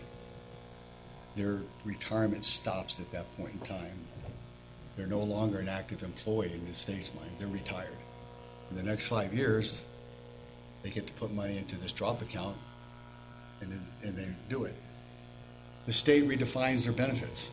So when the employee is an active employee, the state, here's what you put into it. Once you go into drop, you're in essence retired. The state basically redefines your benefits, and it tells you this is what the new benefit is to go in. I see this as an added benefit. I see this as the city funding an additional retirement account that we're not mandated to do. I think there's a reason why no city in the League of Cities does this. To me, it's a procedural thing, and I've talked with Jenny, and this one here has nothing to do with her quality of work, has nothing to do with that. I have the utmost respect. I think you open up Pandora's box. I said, first off, I think it's procedural. Every employee, when they go into drop, they voluntarily do it. They knowingly do it. They understand the terms. The state redefines your benefits because you are no longer an active employee, so I don't have to pay towards your retirement anymore. The other thing is you open up a box. We're in the budget process and we're trying to find money for road. We're trying to delve into and do something obviously nobody else does.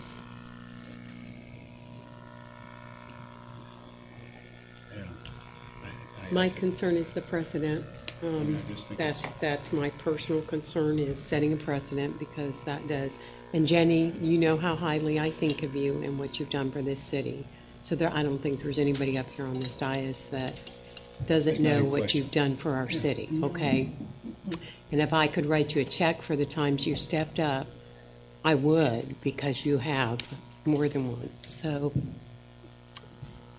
I don't think this is a good policy for us, because as we expand as a city, we may have more senior management people on staff that get to the position of a drop program, and then why should they get that special benefit when somebody who wasn't senior management like Ginger didn't get that from us? You know, I don't feel comfortable with that personally, because Ginger's job with us was just as important over the years that she served us, and I feel like that would be sending a bad message, and I wish I could have a better answer, but that's how I feel I about it. felt the same way. Any other comments?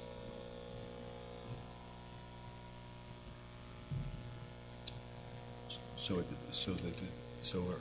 is it a consensus to not do the additional?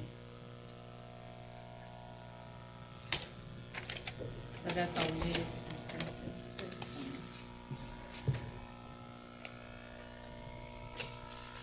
I'm sort of agreeing with you guys, but for a little bit of a different reason. As you said, once you go into the drug program, their rules, regulations, and guidelines are already in place when you go into it. You know where they are at that time. By us implementing something totally different here on the city level, I don't think is the best way to go about it. As you said, there's the potential of others falling into that same situation at some future date. Are we going to do the same thing for everybody as they come along? Yeah. Okay.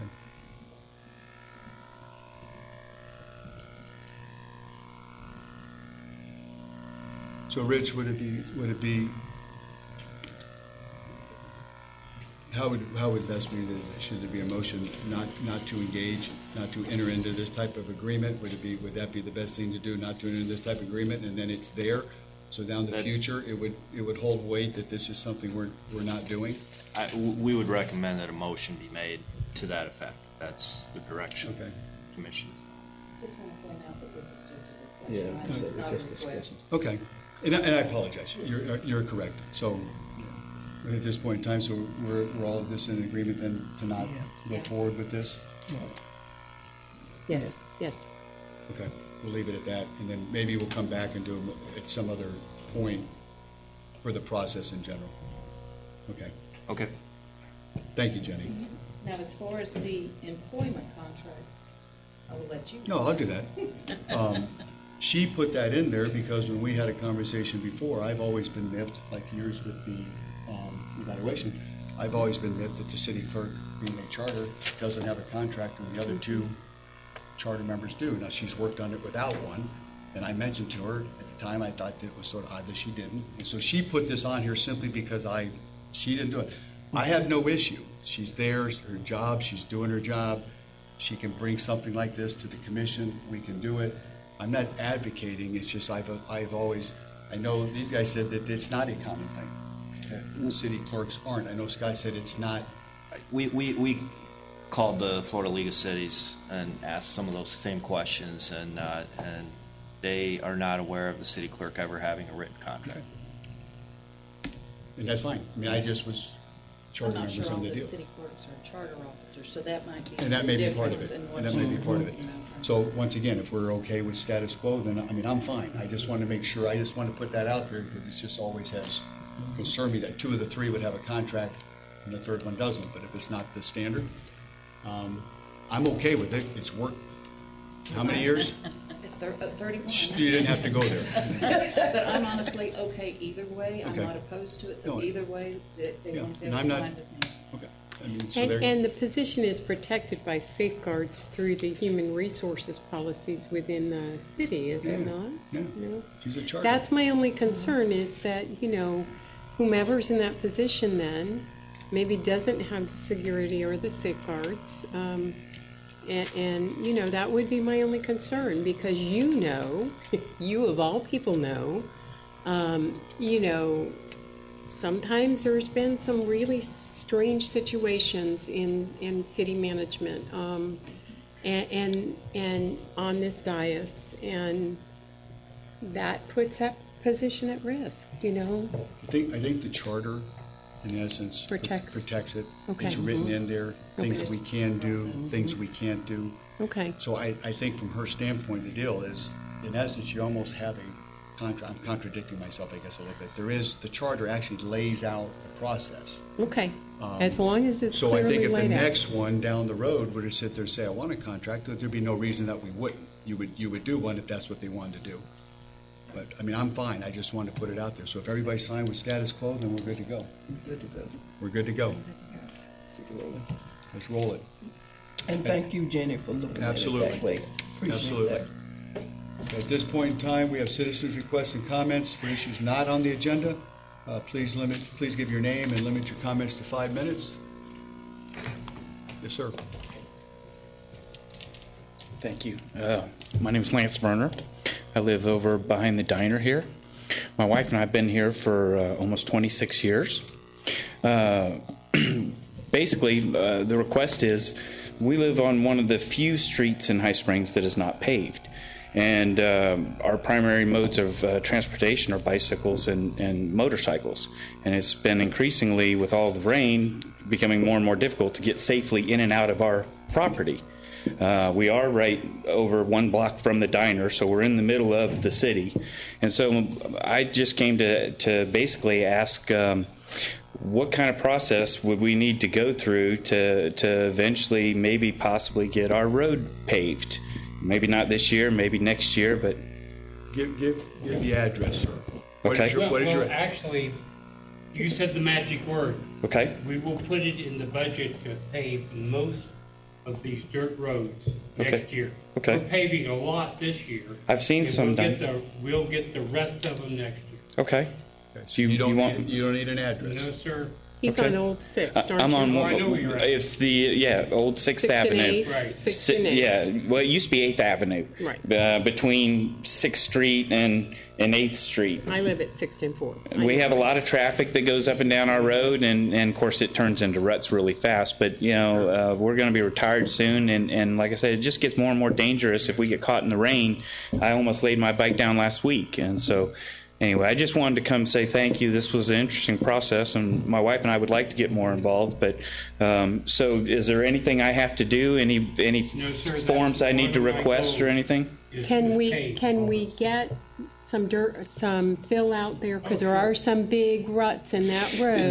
You guys have excavated it recently. Okay. Made it very nice, but then whatever, when it loosened up and the rain hit it, it turned to mush, which we've never had that issue. It used to run off nice and it was okay. I don't know what's been different, but I just think after all these years, maybe we could work towards getting some asphalt there because Actually, we chip and seal those roads. Right. Because there's not a lot of truck traffic. Yes, sir. So anyway, that was all I had to say. Thank you very much for listening. Thank you. Thank you. Thank you. Yes, ma'am. Mayor Jameson, this young lady's organization sent an email to us as commissioners regarding asking for a letter of support for their organization, and so I had sent them an email and told them they were welcome to come at any meeting and speak to us at the citizen comment time. So her name was Sarah, and it began with a C. Catalanato. And it's Tobacco Free 21. Is that the name? Our organization is Tobacco Free Alachua. So my name is Victoria Gibney. I'm the chair of the Tobacco Free Alachua Community Partnership. Sarah Catalanato is one of our members, my colleague and friend, and she's a resident of High Springs. So I'm here on her behalf. She wasn't able to make it tonight, and just on behalf of the partnership as well. So I just want to thank Mayor Jameson, Vice Mayor Jones, and of course Commissioner Lavin and the rest of the commissioners for having us tonight, and just to share a little bit about this initiative that we have going on locally. So you have some information in front of you. I know I've only got 5 minutes, so I'll keep it brief, but you have that information for you to kind of peruse. But the core of this initiative is a local tobacco retail license to bring some local control to the issues facing young people initiating tobacco use and nicotine dependence, unfortunately. So just about everyone knows someone who is a current or former smoker or has struggled with nicotine dependence and quitting. If you or someone you love has ever quit tobacco, it is very, very difficult. And the best thing you can do is to never start. And so one of the best things we can do for prevention is to make it more difficult for young people to ever start using these products. And I will share with you that 90% of people who use tobacco started before they ever turned 18. And 95% started before they turned 21. So this is we really need to target those young teenagers specifically. That 15 to 17-year-old range is really the group that this policy solution would target, to hopefully make it just that much more difficult to get their hands on these very, very addictive products, particularly those e-cigarette and vaping products that deliver a lot of nicotine to developing brains, and a lot of people don't understand what's in them. Kids think it's water vapor. It's not. It's propylene glycol. They think it doesn't have nicotine. It does. So there's a lot of concerns out there about that, and I think they're very valid. And, we're hearing that more and more from parents, from principals, and even the FDA made a statement yesterday about the fact that there is just way too much of what they're calling an epidemic of these e-cigarette usage. So just to let you know, there is this local tobacco retail license, and that's what we are proposing, a local tobacco retail license. And so what I will share with you, and I apologize, I'm anticipating going a little over time, but there's a lot of great information, is currently to sell tobacco products, and that's just traditional products, not e-cigarettes. If you sell traditional tobacco products, you get a $50 tobacco retail license from the state. It's a one-time $50 fee, and that's it. And it's very, very hard to lose. So, and it is only governed at the state level. So what we're proposing is to have a local license, and that would allow us to, one, raise the legal purchase age from 18 to 21, and that's the biggest thing. This is a huge trend nationwide. 22 states have at least some municipalities that have done this. 6 states have gone statewide, raised the age to 21, and the real purpose of that policy is not so much that 18 to 21-year-old range. There is some impact shown there, but really the 15 to 17-year-old age range. A lot of them get these products from older friends, older siblings. It's a lot harder for a 15-year-old to find a 21-year-old who will get them, buy them a cigarette or buy them a vaping product than to find an 18-year-old. I mean, we have 18-year-olds in high school. It could be your classmate. So that's just the real piece of raising the age to 21. And as I said, this is a national trend. This is where a lot of other people are moving, but I think it's exciting because Alachua has the potential to be the very first in Florida and be a leader on this. The other piece of it is drawing safe zones around schools. High Springs, for instance, you cannot buy alcohol within 600 feet of a school. Why can you buy cigarettes within 600 feet of a school? So just taking that same logic that we've already applied to alcohol sales and just extending it to tobacco sales. Because right now in Florida, we don't have any limitations around how proximal to a school you can sell tobacco. And you'll see here we have some data that shows schools that have more tobacco retailers within a close walking proximity are more likely to have a higher rate of use among their students. And then lastly, and I think, again, what's really on people's minds lately is closing this e-cigarette loophole. And so you'll see here that we have, as most people have noticed, fewer and fewer people are using cigarettes, right? Especially young people. They know very well that they're bad for them and they don't want to start using them. In Florida, the newest data shows that about 20% of high schoolers in Florida have ever tried a cigarette. Over 40% have ever tried an e-cigarette. So they're not seeing that same difference, and these products are becoming very, very popular very quickly, and you can see that graph. So the issue as far as the e-cigarette loophole is that right now that $50 business license I mentioned does not apply to stores that are vape shops, stores that only sell these vaping products. They don't sell traditional tobacco. So the state doesn't even have a list of where those places are, which means that no one is going to check to see if they're selling to under 18 or not. And then the last issue are those compliance checks. So for the stores we do know about, counties are just not getting the support they need from the state and the federal government to do these compliance checks. So last year, we have about 300 tobacco retailers, and those are traditional tobacco products. We don't even know how many of those standalone vape shops there are in Alachua County, but of the traditional tobacco products, there are 300 retailers in Alachua County. Last year, 35% of those 300 were checked even once by the FDA, and 18% were checked by the state ABT. That leaves a lot of retailers that were not checked at all to see if they're selling to minors. So this local ordinance would make sure that we at the local level can apply resources evenly across the board, and so that every single retailer, regardless of which municipality they're in, are going to be checked. And that's the other piece, is that with these state and federal checks, they're really putting a lot more resources in the very urbanized areas. So High Springs had a single compliance check last year. That's not enough to make sure that we're not selling to minors. So this would allow us to have control at the local level rather than wait on the state or the feds to do those checks for us. And the other piece is they don't talk to one another. So if the same place got a violation from the state and a violation from the feds, we don't know that to say, well, wait a minute, they need some additional consequences or some additional checks to make sure that this isn't an ongoing issue. So that's just a little bit of it in a nutshell. So what we're proposing, what we brought to the county, we discussed with the county at length, and they're looking to bring back on their agenda this fall, is this local tobacco retail license that would, 1, raise the age to 21, 2, create that boundary around our public K through 12 schools, and 3, include e-cigarettes in that license so we know where are these places being sold and making sure that they are getting those checks that we need to know that they're not going to be selling to young people. So I would be happy to answer any questions, and as Commissioner Lavin mentioned, our goal really, and what we've seen from the City of Gainesville and the City of Waldo, is a letter of support or some indication to the county that this is a priority for the City of High Springs and something that you all will be interested in supporting. So I really appreciate the time. I know I took up more than I'm allotted, so I very much appreciate your generosity in that, and I am happy to answer any questions.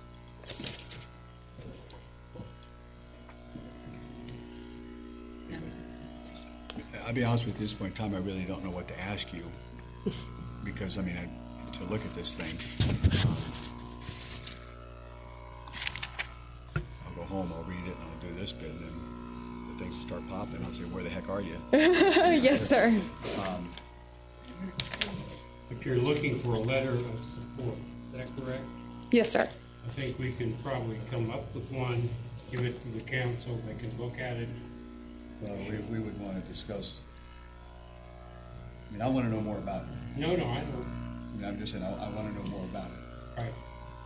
And I have no issue that if this is something we want to do, then absolutely. But I want to make sure, you're right, Ed, I didn't mean to do it. But I want to know more about this, on how it impacts, and what it does, before I want to put my name on something to send it. Sure. Cigarettes never touched my lips. I'm 62 years old, and it's never touched my lips. So I understand it. Mm-hmm. It's never. So I fully understand. But I want to make sure I understand this. Absolutely. And if this were to be placed on the agenda, we'd be happy to come back and speak to that. I smoked 30 years or more, and it is incredibly hard to quit once you've been on it. I tried several times, and I quit for 6.5 years, and I started again, and I had to quit again. So never starting is the best option.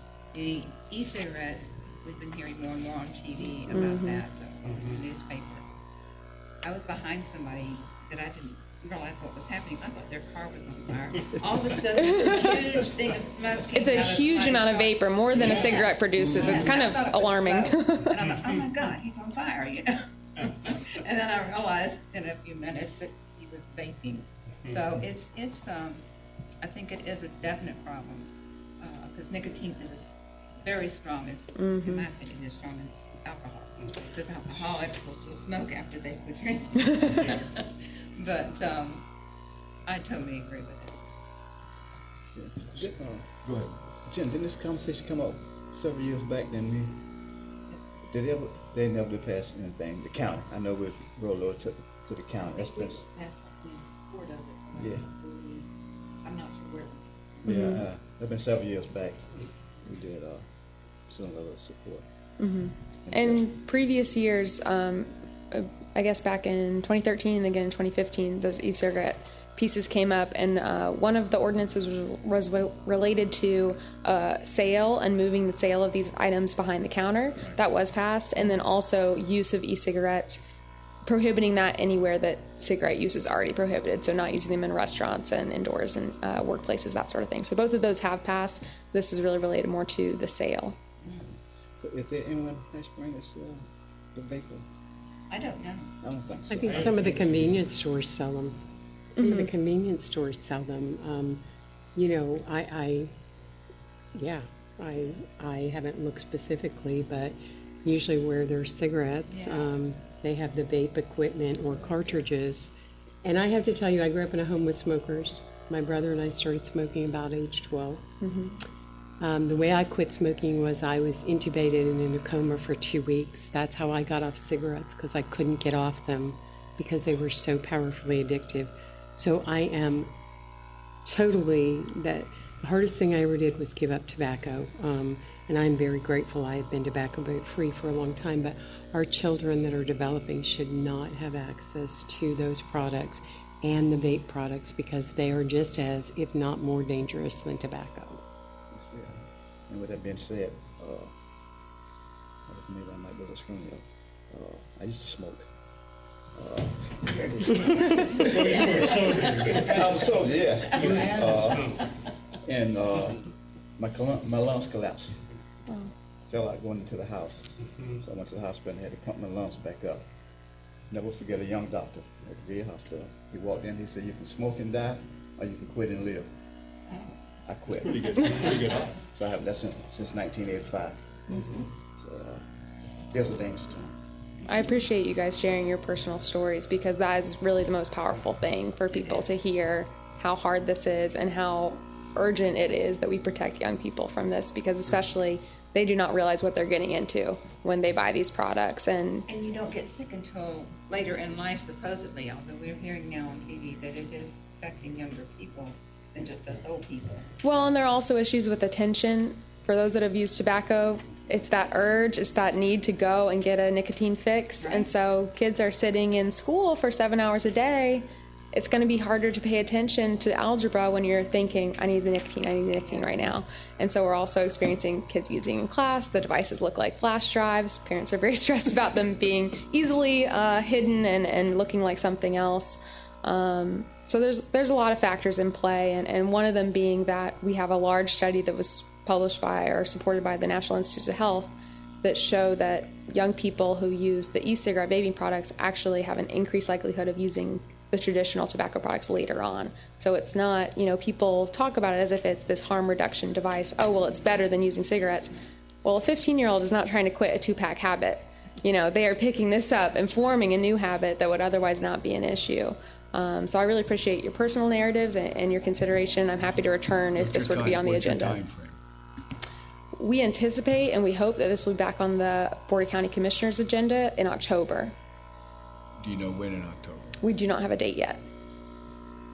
They sent some sample letters to us in the email that they sent once at Gainesville and Waldo did. Yes. And so I can forward those to Jenny or to Mr. Booth, the sample letters of support, and have them forwarded to you to review.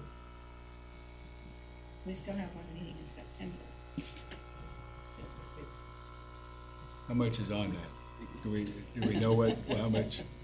I have 4 new items, 2 old items, and 1 continued business right now, but I do need to get the agendas out early because it's on meetings on Monday. Right. So I'm trying to send out everything in this morning. When's the first meeting in October? I thought you would know that. I should. It is the 11th and 23rd.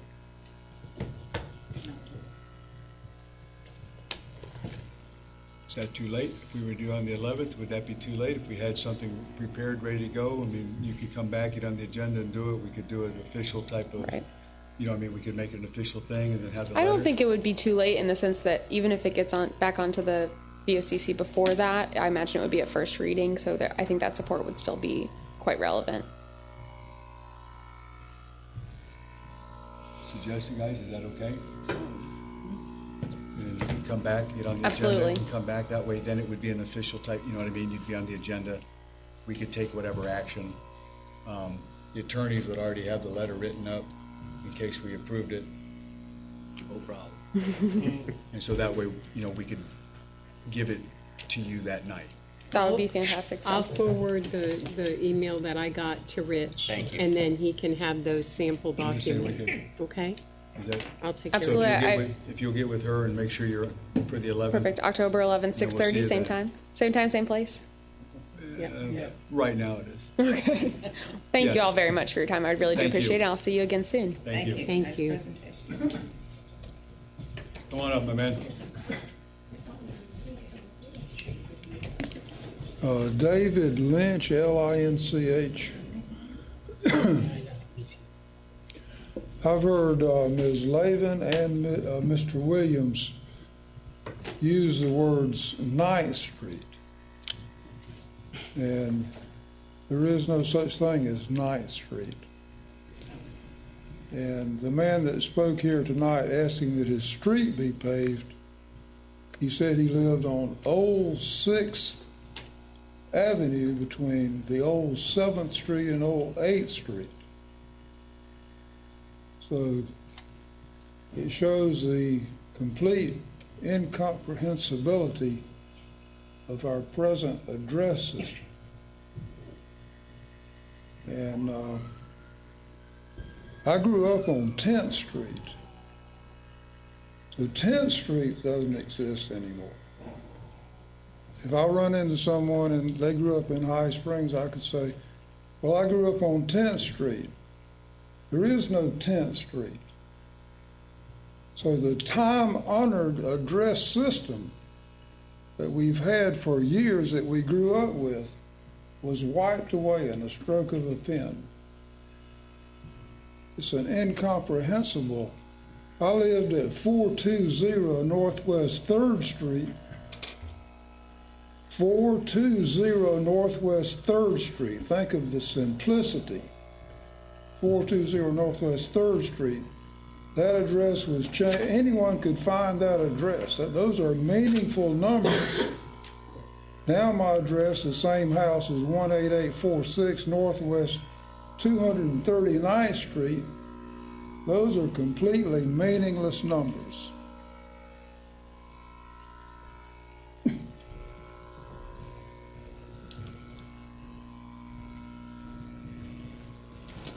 Anybody else?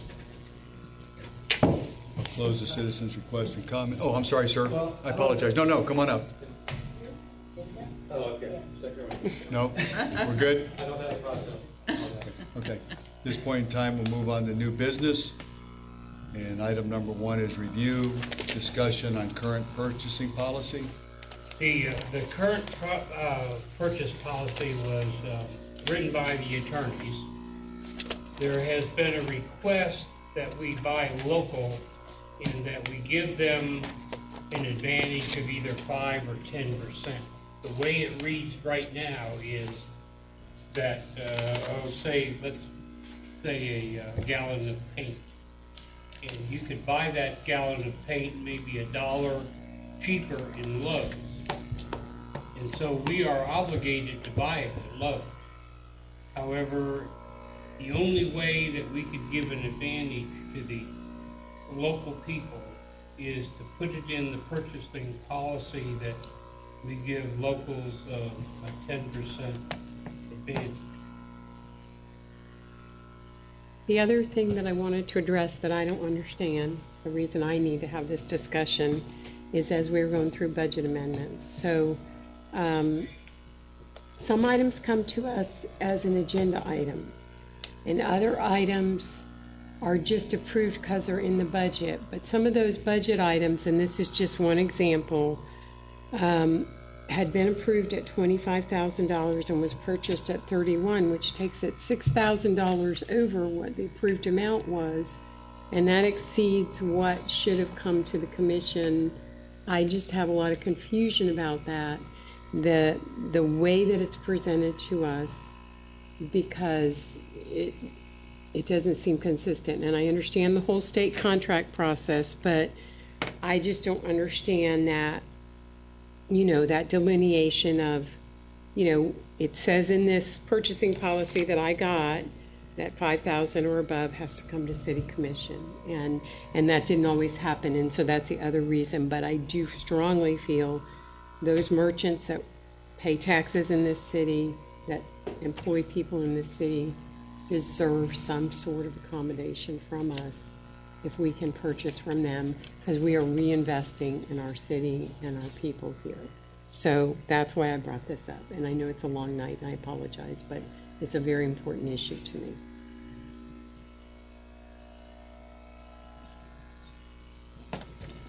So what is being proposed? I mean, you said several things there. So what are you asking? I'm asking, what is the procedure when items are purchased and it's over, a substantial amount. Doesn't seem to be anything addressed in this policy about overages, any kind of, I know that everything isn't going to be exactly, but when you're talking $6,000 more, that's a substantial amount that maybe should be reviewed by the commission. That's one area that I just don't understand and would like a little more clarification on. And then if the is the procedure, if the item's here in the budget, then it can just be bought, and as long as it doesn't go over, that amount, we're good, and you can use state contract. But I personally would like to see, if we're going to buy 5 mowers and spend $60,000, I'd like to see the 3 3 contractors in town or businesses who own mower or have mowers have the opportunity to bid on that and have at least a chance of getting the bid, even though they can't compete with Lowe's or with, a larger organization. That's just my belief, because honestly, we have to set a standard. Do we want these businesses in our community? And we have a lot of great businesses, and I think as a city, we should support them. And I agree. And really, Public Works, which does the majority of that kind of purchase, really tries their best to buy local. Because we have that philosophy too, is like we want to keep it here in the town. We are bound by the purchase agreement. I can tell you that when we do the budget and we do a capital improvement, say several mowers, and it comes out several $1,000s over what we estimated it would be, we just go ahead and buy it. Is that correct? Yeah, and it's a purchase. So mowers were 1,000 over. Well, like there was a truck that was budgeted at $25,000 and it was bought at $31,000. That's just one that I can remember from last year. Sure, that was a Public Works truck. Right. And they're putting a crane on it, and because there was two parts of that. We So bought the crane separate. yeah. So it was in addition. So yes, Norman, I know exactly what you're saying. We budget $25,000 for. We budget $25,000 for a vehicle. Yes, when we go over more than the 5,000, yes, it should come back here to you guys. But what happened with that truck is, as Mr. Booth said, it was we bought the truck, then we bought the crane, and then we put it on it, and that's how it became 31,000. Now, did we think about it being one purchase? Probably should have, maybe, in hindsight. I'm trying to understand. No, I understand. Because I don't want to, I don't want to have to keep. We'll definitely be more diligent with that. Well, it's hard sometimes, especially with the crane, because the old truck had a crane on it. But when we ordered the truck, then we realized that the old crane wasn't strong enough to pick up these grinder pumps. And then, so we went out there and did another purchase on the crane to put on that truck. There are times when, our best effort sometimes, I have a very small workforce out there, and people are doing the best they can, but we're not trying to screw anybody. No, I'm not saying you are. My job is to make sure that I'm paying attention, and I have to know the right way to do that, and make sure that I have the right information so that I can make good decisions up here. Sure. So that's why I asked for this to be brought up, because I don't understand that. That sometimes it happened this way, and sometimes it happened this way, and sometimes this happened, because there's a lot of variables. And so I'm asking for clarification on that, and then again, to add something within here to some sort of margin, that if we can purchase that locally from someone that's in High Springs, that we have you have some, latitude there. that we can decide to go with a local vendor instead of. And we absolutely agree that if we could buy that paint for $5 here rather than $4 at Lowe's, and it fits within the guideline of the purchase agreement or purchase policy, that we're fine, because we really would like to purchase local. But Courtney told us we should really put that in our purchasing policy, and Right. when she was That's why here, we're here.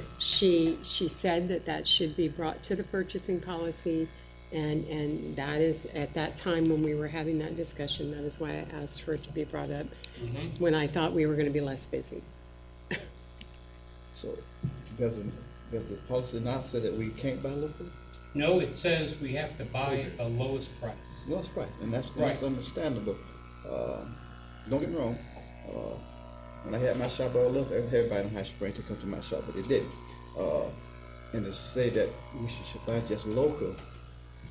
No, we're not saying that. So- We're saying that if we're able to give a 10% bonus to the local people, therefore that gallon of paint that costs $4 at Lowe's, we'll be able to buy it here. Let's Y'all confusing me here. let's hold on a second.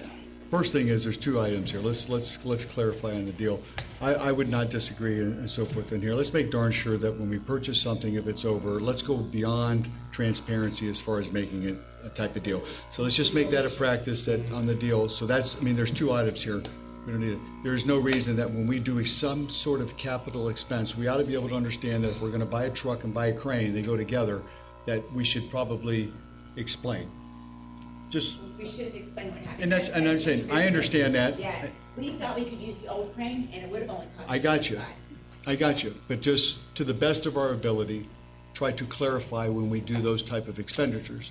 Now, there again, no, you've been here too long. But, we've been here, but she's got it. And if somebody comes in do it. So I think that we can do. We can basically clarify that. The purchasing thing, let me just say this, the purchasing thing, I'm going to ask the legal, because if you have a process which is low bid, but you're going to give an adjustment, to me, you are skirting on some legal issues, because if I put the low bid in, and I don't know, and that's what I'm asking, if I put the low bid in, and all of a sudden you give it to a person whose bid is higher than mine, I don't know how that fits. So, I don't think we're talking Attorney. about bids. Yeah, we are. Well, any capital improvement. Because she was bringing up the mowers, Yeah. which, Yeah, it could be capital, it could be bids, and, Florida League of Cities had a big article about buying local and investing in your community, We agree. I agree with it. I'm just saying from a deal, So I did pull the competitive solicitation process statute for Florida, because I know everybody wants to have me read this in full to them. But the bottom line is this: as a starting point, $35,000. This statute applies always. Okay, and that means the contract has to be awarded to the responsible and responsive vendor who submits the lowest responsive bid. So we know that as a starting point. The $35,000 threshold means a lot. If we start coming up with, ways to get around this statute, we can absolutely assure you that you're inviting a bid protest every time. So that $35,000 threshold, I'm looking at the $35,000 right now. I think what we could do, we can do a little bit more research to see if there is something we can do with the existing policy to address something under $35,000 to see if there are some exceptions. We're still a little concerned about that. We still think that no matter how we draft this thing, we could be subject to challenges. And the interesting hypothetical, this is sort of separate from the dollar threshold, is a national business that's located here. Is that considered local? their headquarters are in New York or wherever. So I mean, we might get into some ambiguities on things like that. They're, what exactly is local? Of course, we could have some drafting language to deal with that, but our office will commit to looking at whether there's something we can do to revamp what we currently have. But I can tell you, we are skeptical right now that there's anything that we can do that's going to be satisfactory to everybody. I've been involved with contracts for many years with engineering firms, and that is definitely the lowest possible bidder that's going to get the job. Right. And if we started putting base, let me just rephrase that, if they started putting in those things for local, Well, let's do this so we can have a plausible answer on the deal. Figure it out, what you said under 35 and C, and then we can make an educated decision on what we want to do. I think we're all in agreement we would like to buy locally. I mean, that's not an issue. We would like to use the ACE. We would like to use the deal. We want to make darn sure, though, that when we do this, the person in Alachua comes in and so forth or whatever, and then brings suit or so forth because I had the lowest bid type of deal. And does the language hold up in this whole bid? And I think we can contact the Florida League on that too, and maybe do a little survey and see if we can come up with other. I can give you the name of the person. Okay, great. I have his name at the house. I'll give that. So if you could, I don't want to jump on something, bring it back. I want to make sure we make an educated decision when we make it. We can do this in October or something when we're not so busy. Yeah. Okay, So it doesn't have to be done at this next meeting where we already have so much, but just to keep the discussion on the table. And I'll get with you on the person's name, okay? All right, everybody good? So the attorney will bring this back to us with whatever findings you find, you come up with. Okay. Item number 2 under new business, review and consider approval of contract with James Moore and Associates for auditing services. Jennifer?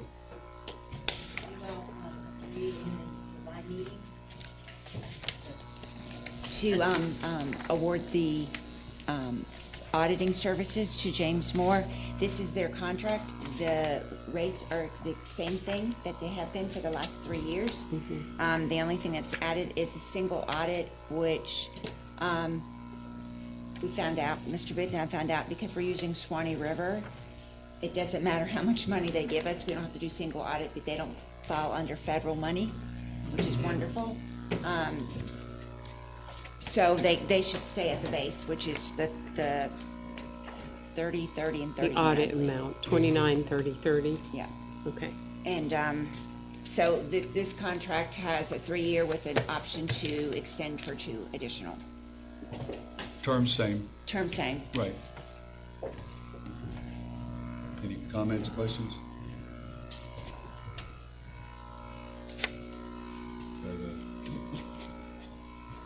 Any motion on this? I'll make a motion that we approve this contract with James Moore and Associates for auditing services for the next 3 years for the city. Got a second? All in favor, say aye. Aye. Opposed? Hearing none, is approved. Item number 3, review and consider approval of architectural services contracts. We selected 2 architectural services. We're going to go for one, and then when we need the other one, so we'll go back and forth. There is no major projects that we're doing at this time. It's really just put in our bag for. Well, I'm assuming it's to expedite the process, that you wouldn't have to go through here. You've already got them. They're on to us. If you need one, you can actually get them, and you don't have to go through the RFP and go through the whole process. Okay. So there's no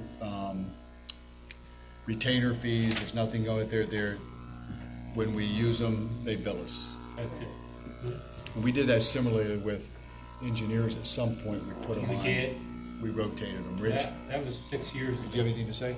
Yes, Vice Mayor Jones pointed out to me that on the Paul Stressing contract, the motion that's put on the floor today should be subject to making a couple changes in the opening paragraph. It says Paul Stressing Associations Inc. and it's Paul Stressing Associates, and then it is also the address for Stressing is Alachua. There's no municipality written in there. It's missing that. So, subject to that, I drafted both of these for Bramhack and Stressing, and they're fairly standard continuing services contracts, which I've run by both firms, and nothing shocked them in it at all. Okay.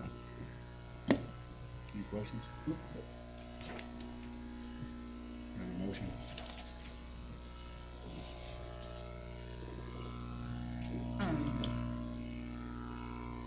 I move that we approve the architectural services contracts. Second. And just put in there with the Subject to the changes I noted. Oh, yeah. second with the amended. So we have a motion to approve the architectural services contract for the two companies with the revisions for the Stressing contract. Any other comments? All in favor, say aye. Aye. Opposed? Hearing none, approved. So Rich, you'll get those, get them signed, and then we'll be ready to rock and roll, right? That's right. Item number 4, discuss and provide direction to staff regarding researching the old school building. On the deed, there was some language that stated that it had to stay within an educational facility, and that the attorneys need to do a little bit of research, and the staff, you just need to direct the attorneys to do the research. We've looked at the issue, and simply put, our suggestion is for the city to do nothing at this time with this. We've looked at the deed, title work, and we're comfortable with where we stand on it right now. I don't know where that came from. Oh, I do. So we're not in jeopardy. There's no action to be taken by the city right now to further our interest on this. Okay. Okay.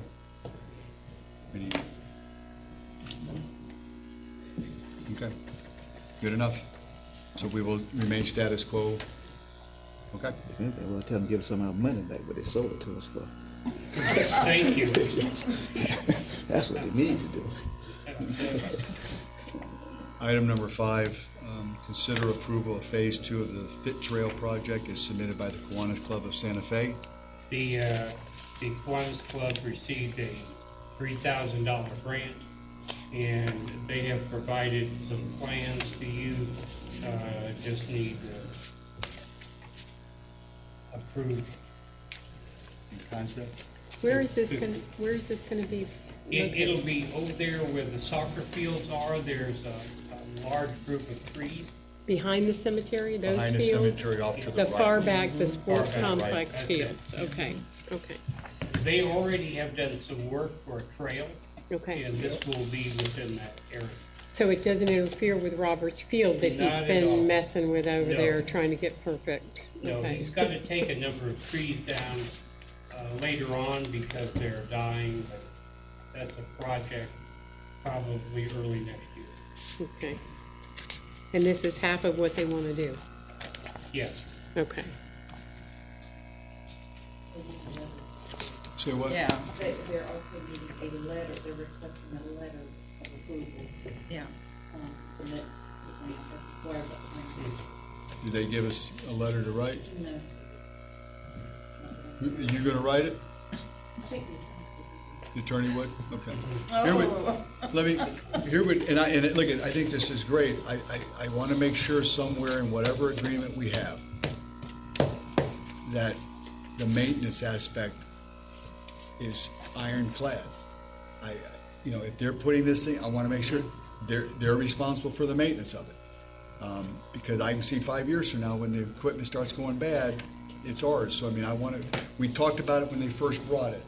And they said, if I remember correctly, they would maintain it. Mm-hmm. I want to make darn sure in whatever documents we have, because I can see 5 years from now, 6 years from now, the grass is overgrowing the concrete. The pull bars are doing something, and whose responsibility is it? Well, it's on our property, and when something breaks, somebody's going to come after us. So I don't know what we need to do. I don't believe we have an agreement. No, we don't. No, I'm saying we don't. We talked about it then. Somewhere we need to get something drawn up to where,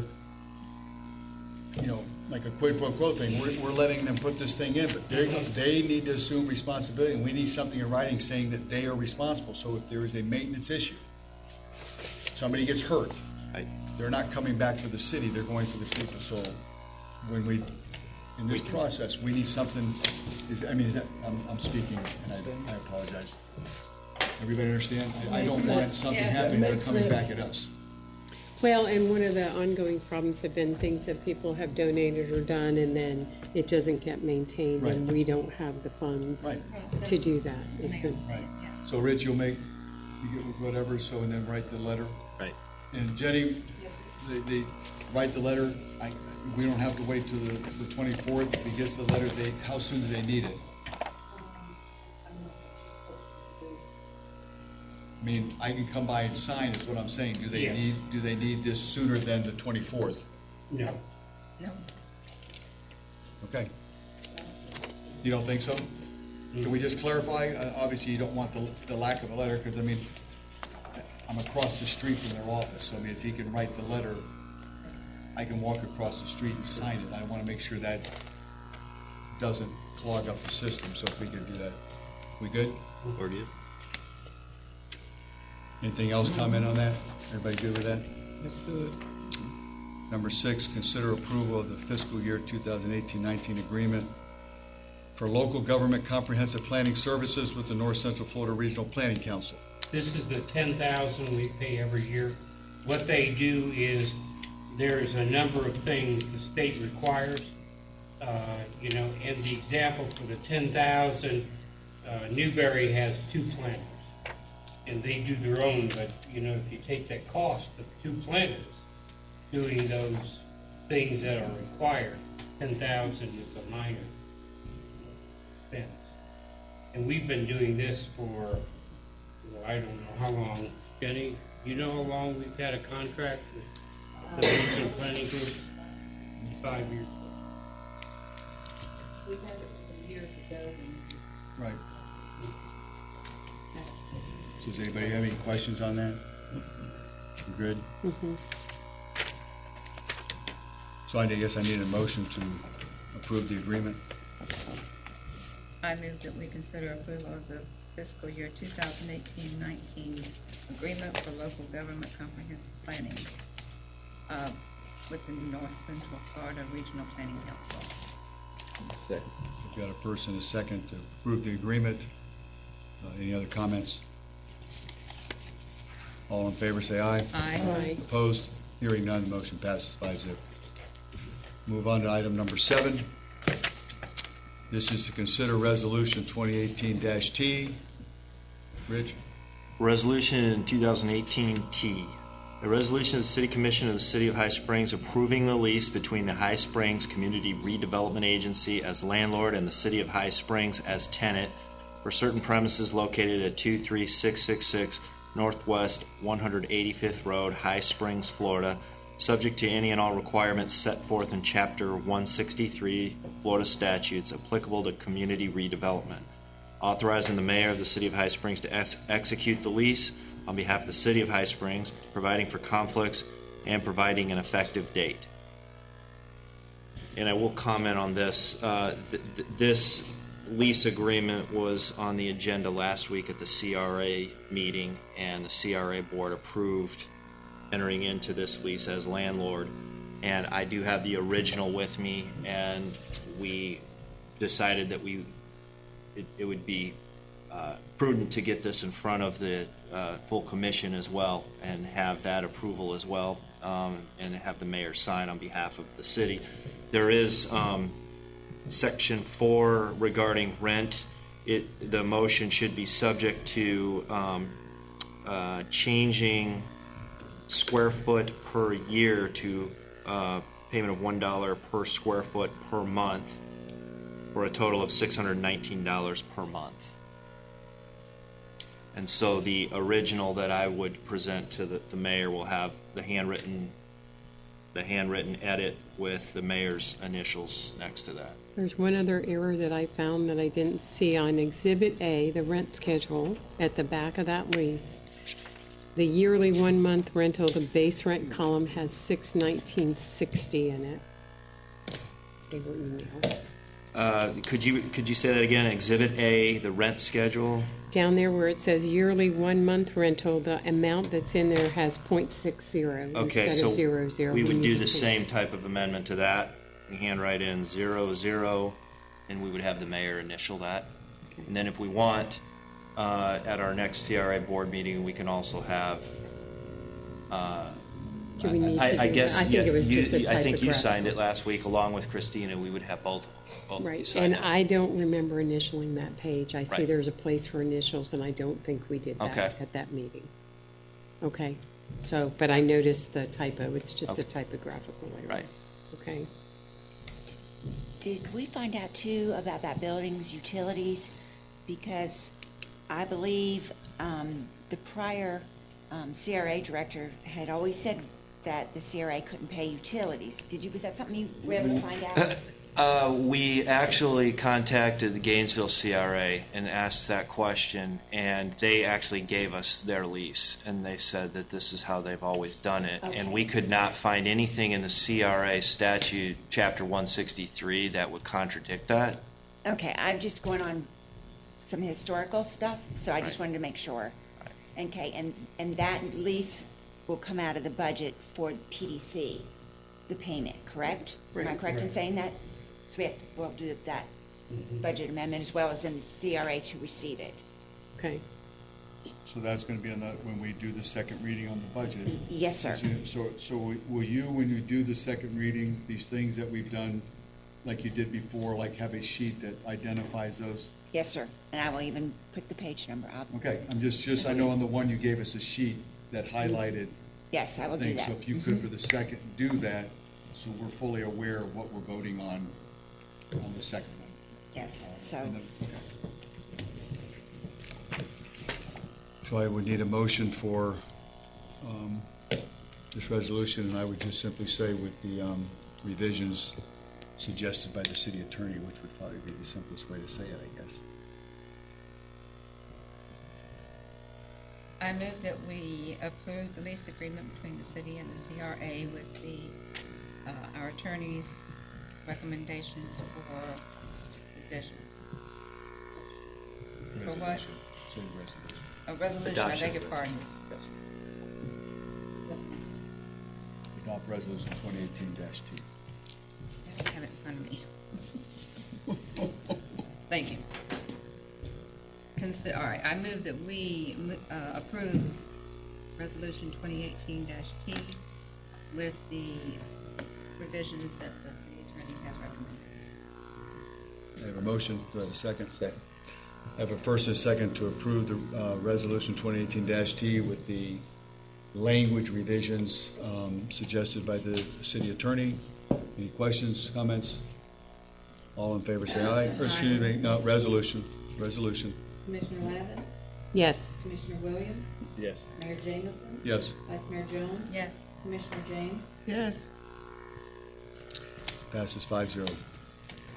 Item number 8, consider approval of a special event permit application submitted by Adventure Outpost to hold a 20-year anniversary party and final gathering at their address over here on September 15th. Because this contains alcohol, it requires the permission of the council. Yes. You've been patient, thank you. Yeah, that's okay. This is the first time I get to witness the process. I appreciate what you guys do.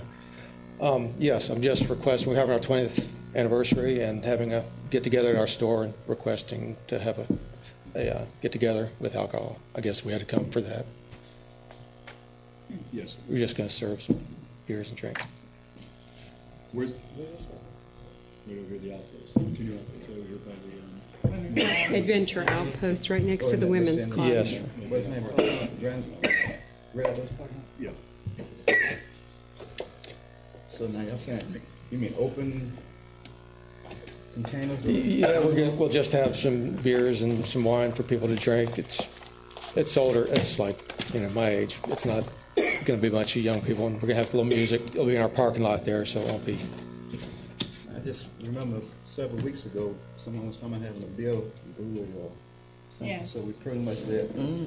Right. No. So I don't think it'd be fair to allow someone else to do it. We don't allow others to do it. It's trying to be a fair person. Well, and we'll hear about it. Which we did. Yeah. And then plus, the business going anyway on the weekends. But that's my main reason. Because we're going to allow someone else to do it. So I don't think it'd be fair. I agree as well. Any other comment? Can he have beer and wine inside the building in his own facility? I don't know if that, if that's an issue or not. Chief? Inside the building? I think inside the building will be fine, as long as you don't come out into the street with open containers. You'll still be bound by the state statutes as well as city ordinances pertaining to alcoholic beverages. And it'll be your responsibility to make sure. And we'll be able to have law enforcement in the area. We're down there anyway. And you'll be responsible for whatever your guests, make sure they stay inside the compound of the building. Is that doesn't include the patio right there or anything like that? Inside the building. Inside the building. Because it could be misconstrued as being out in the public in the view and so forth. Right. Okay. Thank you.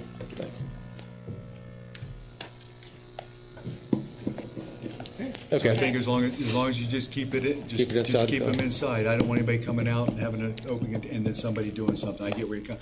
Just Right. make sure that people understand they keep it. Now this is not selling. They're just Absolutely. So there's no right. I just Right. wanted to clarify that. Yeah, it's and there just a won't be deal. much. I mean, we're talking about I one got drink you. per person kind of thing. Here's the other thing. Just make sure on the music. I don't know, just the sound level stuff. Just Yeah. you know, Yeah. the sound. People coming in. I know you're not going to blast it. Right.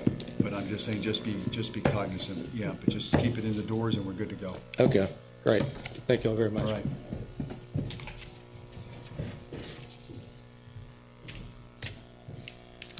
At this point in time, city attorney report. I don't have anything to report. We've Done covered it enough. all. I like this guy here. Tell Walker he doesn't need to show up. Walker is in Tallahassee having a nice dinner right now, I can tell you that. Mr. Booth? You bet. The city is going to start putting up no truck traffic or no trucks over 5 tons. We're having a situation, especially off of 441, and the trucks are cutting through the housing areas and destroying our roads. And they're getting on it. And I understand that this intersection is a pain in the rear end, but you can't go through and destroy our roads. So I have gotten with the chief, and we're going to put up signs. We also are, like on Railroad, if we allow large trucks on that, it's not going to hold up on the chip and seal. So we'll also put signs up there. How are you going to enforce it? We got some individuals that like writing tickets. What we'll do is inform them at first and put it out in public service announcements and so forth. And word of mouth gets around real quickly when you issue a citation. Okay. Had a meeting last night. It was a planning meeting. I want you to know I wasn't able to get one word in 2 hours. But what they've decided, I guess, and with the chamber, is they're going to have a tree lighting at 20th November. A lot of this stuff has to do with public works, and we actually get involved in a lot of it. The parade also is going to be at the end of November.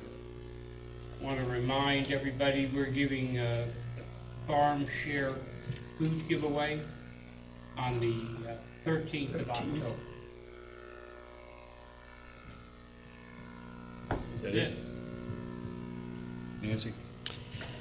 So I have to bring up something that a citizen asked me to bring up, and just to clarify the code enforcement process. A gentleman contacted me early August regarding in their neighborhood a commercial wood cutting business. I spoke to Mr. Booth about this August 3rd. I spoke to him several more times over that period of time. This week on Monday, I came in and talked to Mr. Booth again, and he and Bill went out there and met with the guy. And so I was under the understanding that there was going to be a cease and desist letter, but the complainant said that he was told that Mr. Booth didn't feel he could stop the business from running in the neighborhood, and the only thing they could do was a noise ordinance or no truck sign. So he is wondering how that can happen when it's R1 zoning, how this person can be running log trucks down there and dumping logs in a residential area and cutting firewood all hours of the day and night. And the other complaint that he asked me to bring to this dais was that he called codes enforcement in April. He called the city manager's office in May. He sent emails to all of us, and I had several conversations with Mr. Booth before anything happened, and our code enforcement process is unwieldy to get through and not responsive to the citizens. And he would be here tonight, except he had a death in the family. He's very frustrated. It's not the first time I've heard it, and I told him that I would bring that up here and put that out there for the other commissioners to be aware that this is a problem. Code enforcement and the responsiveness to our citizens is a problem. We have to be real correct. If we're going to stop somebody and we're wrong, we'll get sued. I didn't tell them we couldn't do anything. I said we'd go back and research. I looked at the zoning, and the zoning doesn't allow that. And I told Bill to go ahead and start the process. We're also going to put signs of no trucks, and so that will keep the trucks from going down that chip and seal road. And so that'll probably stop it right there. Okay, so we are going to be taking action, and we are going to be doing a cease and desist letter for the activity that's happening at that residence. Right, and I know he would like me to just go over there and say, stop. I can't do that. I have to be legally correct. No, I understand that. The problem is we haven't been responsive as a city to this neighborhood and their complaints. Well, and I've lived that personally, so I can understand how frustrating that is. And he asked me to please bring this here again, because we have to figure out a better way to respond to any code complaint that's coming out. A more responsive way to follow up with someone that's got a complaint. It shouldn't take from April till September. It should take Bill actually went out there. Somebody else had complained, not this gentleman. And at that time, he couldn't see any cutting that went down. There is. It's a large, 15-acre plot that they have, and they have a building back there. My biggest concern is trucks. The guy is now bringing in logging trucks. He was cutting his own trees and stopped them. So he's just, some of these people with code enforcement, they just find another way of doing it. Okay. So we're on to it, but and I know a lot of people would like things to happen immediately. Certainly involved, but I think the thing that Ms. Laban is referring to, and that I would concur to a certain degree, is communicate with the people what you're doing. Right. If they send an email and we do something but it's not seen, you're writing, you're doing whatever the process is. The person who called needs to know that something is happening, that they don't sit for 6 weeks and do nothing when you may be doing the legal process. So I've asked this in the same thing, I would just simply say, just communicate with the person who has made the complaint with the progress of what's going on. I don't think that's too difficult. No, but the individual did call me, but didn't leave a number. He wanted to be anonymous. And so, see. But when he called your office in May, he left his name and number, and no one ever called him back. And when he called codes, I can't respond to that. Right. So he went through me because I was the only one that answered him. Mm-hmm. I was the only person that responded to him from the city, and that's frustrating as a citizen to feel so disconnected that you're not getting. I understand, and we're doing everything we possibly can, but we're going to stop the trucks. Okay. You said he sent an email to all of us? That's what he told me, that he sent an email. This was back early August. So. I've never received an email. Okay, I mean, the point of it is, yes, let's respond, and this is the thing we talked about. Let's respond as promptly as we can and keep the people. I went out there and I talked to the gentleman. Keep the people informed. And he works at Gainesville, and I would tell you that the Gainesville city manager would never go out. This is, let me just say this, and then we'll move on.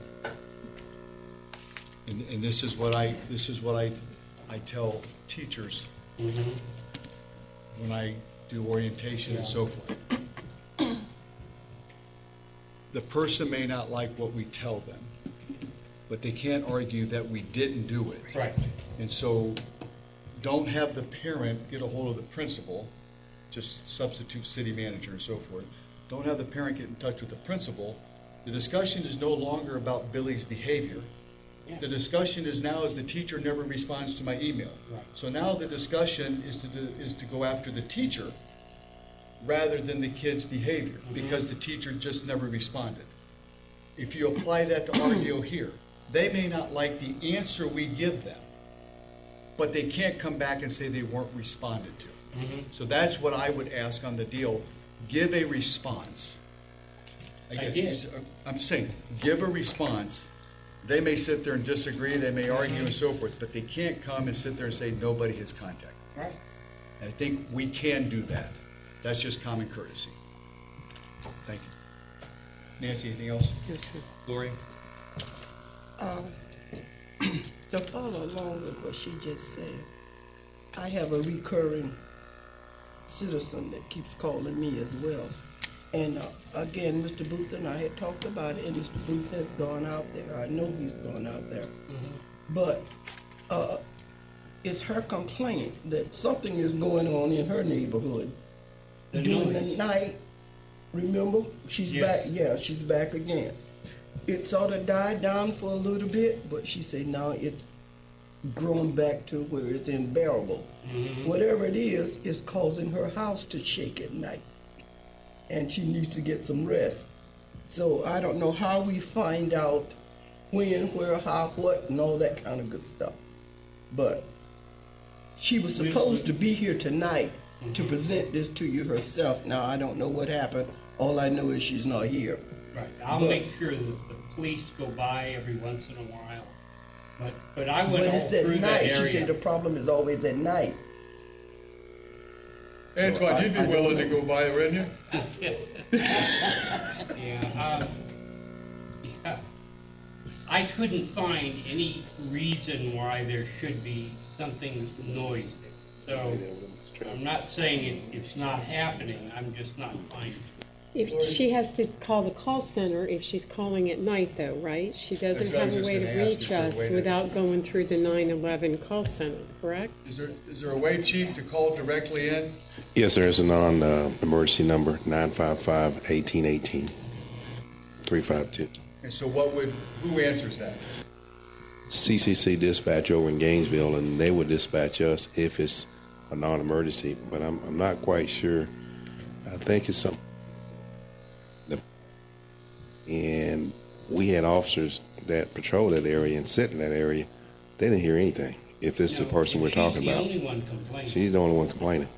We're starting to suspect that maybe she has a Let's great don't go there now. Let's imagination. don't go there. So just tell her that you'll call that number. Yeah. Okay. And at least that way we're going to get it, and then they can send somebody. At least that way we know it's happening right then and there. Okay. And you know what I mean? And somebody will respond. Okay. As opposed to the day after and they're trying to find it. So just tell her when it happens again, regardless of what time, to call that number. And Antoine will be happy to be there. That's what we. Antoine, I appreciate it, buddy. Mr. Mayor, that's what we instructed her in the past. Okay, no, I know that, Chief. I just wanted to make sure that there's no question. Thank you, sir. Wait, I'm not done. Oh. You're getting as bad as me. I only have one other thing that I want to say. And that is just to say thank you to all of you for your phone calls, for your cards, for your flowers, and all the other kind of good stuff that you never know who your buddies are, or who you, sometimes you think you know, but you really find out when you get yourself into a situation where you feel a little bit lost. In the last 3 weeks or so, I've been just there. So I do appreciate it. I appreciate the nice flowers that you sent. It was real nice of you. And to Chief and Assistant Chief back there, you guys know I love you. All of you, you know I love you. And again, I just say thank you, thank you, thank you. I really appreciate you helping me get through this whole ordeal. And I'm trying to get back to the routine, so bear with me a little bit and I'll be ready to go. Now I'm done. She's getting back to You still passing? Okay. No, I'm good. Motion to adjourn. Yeah.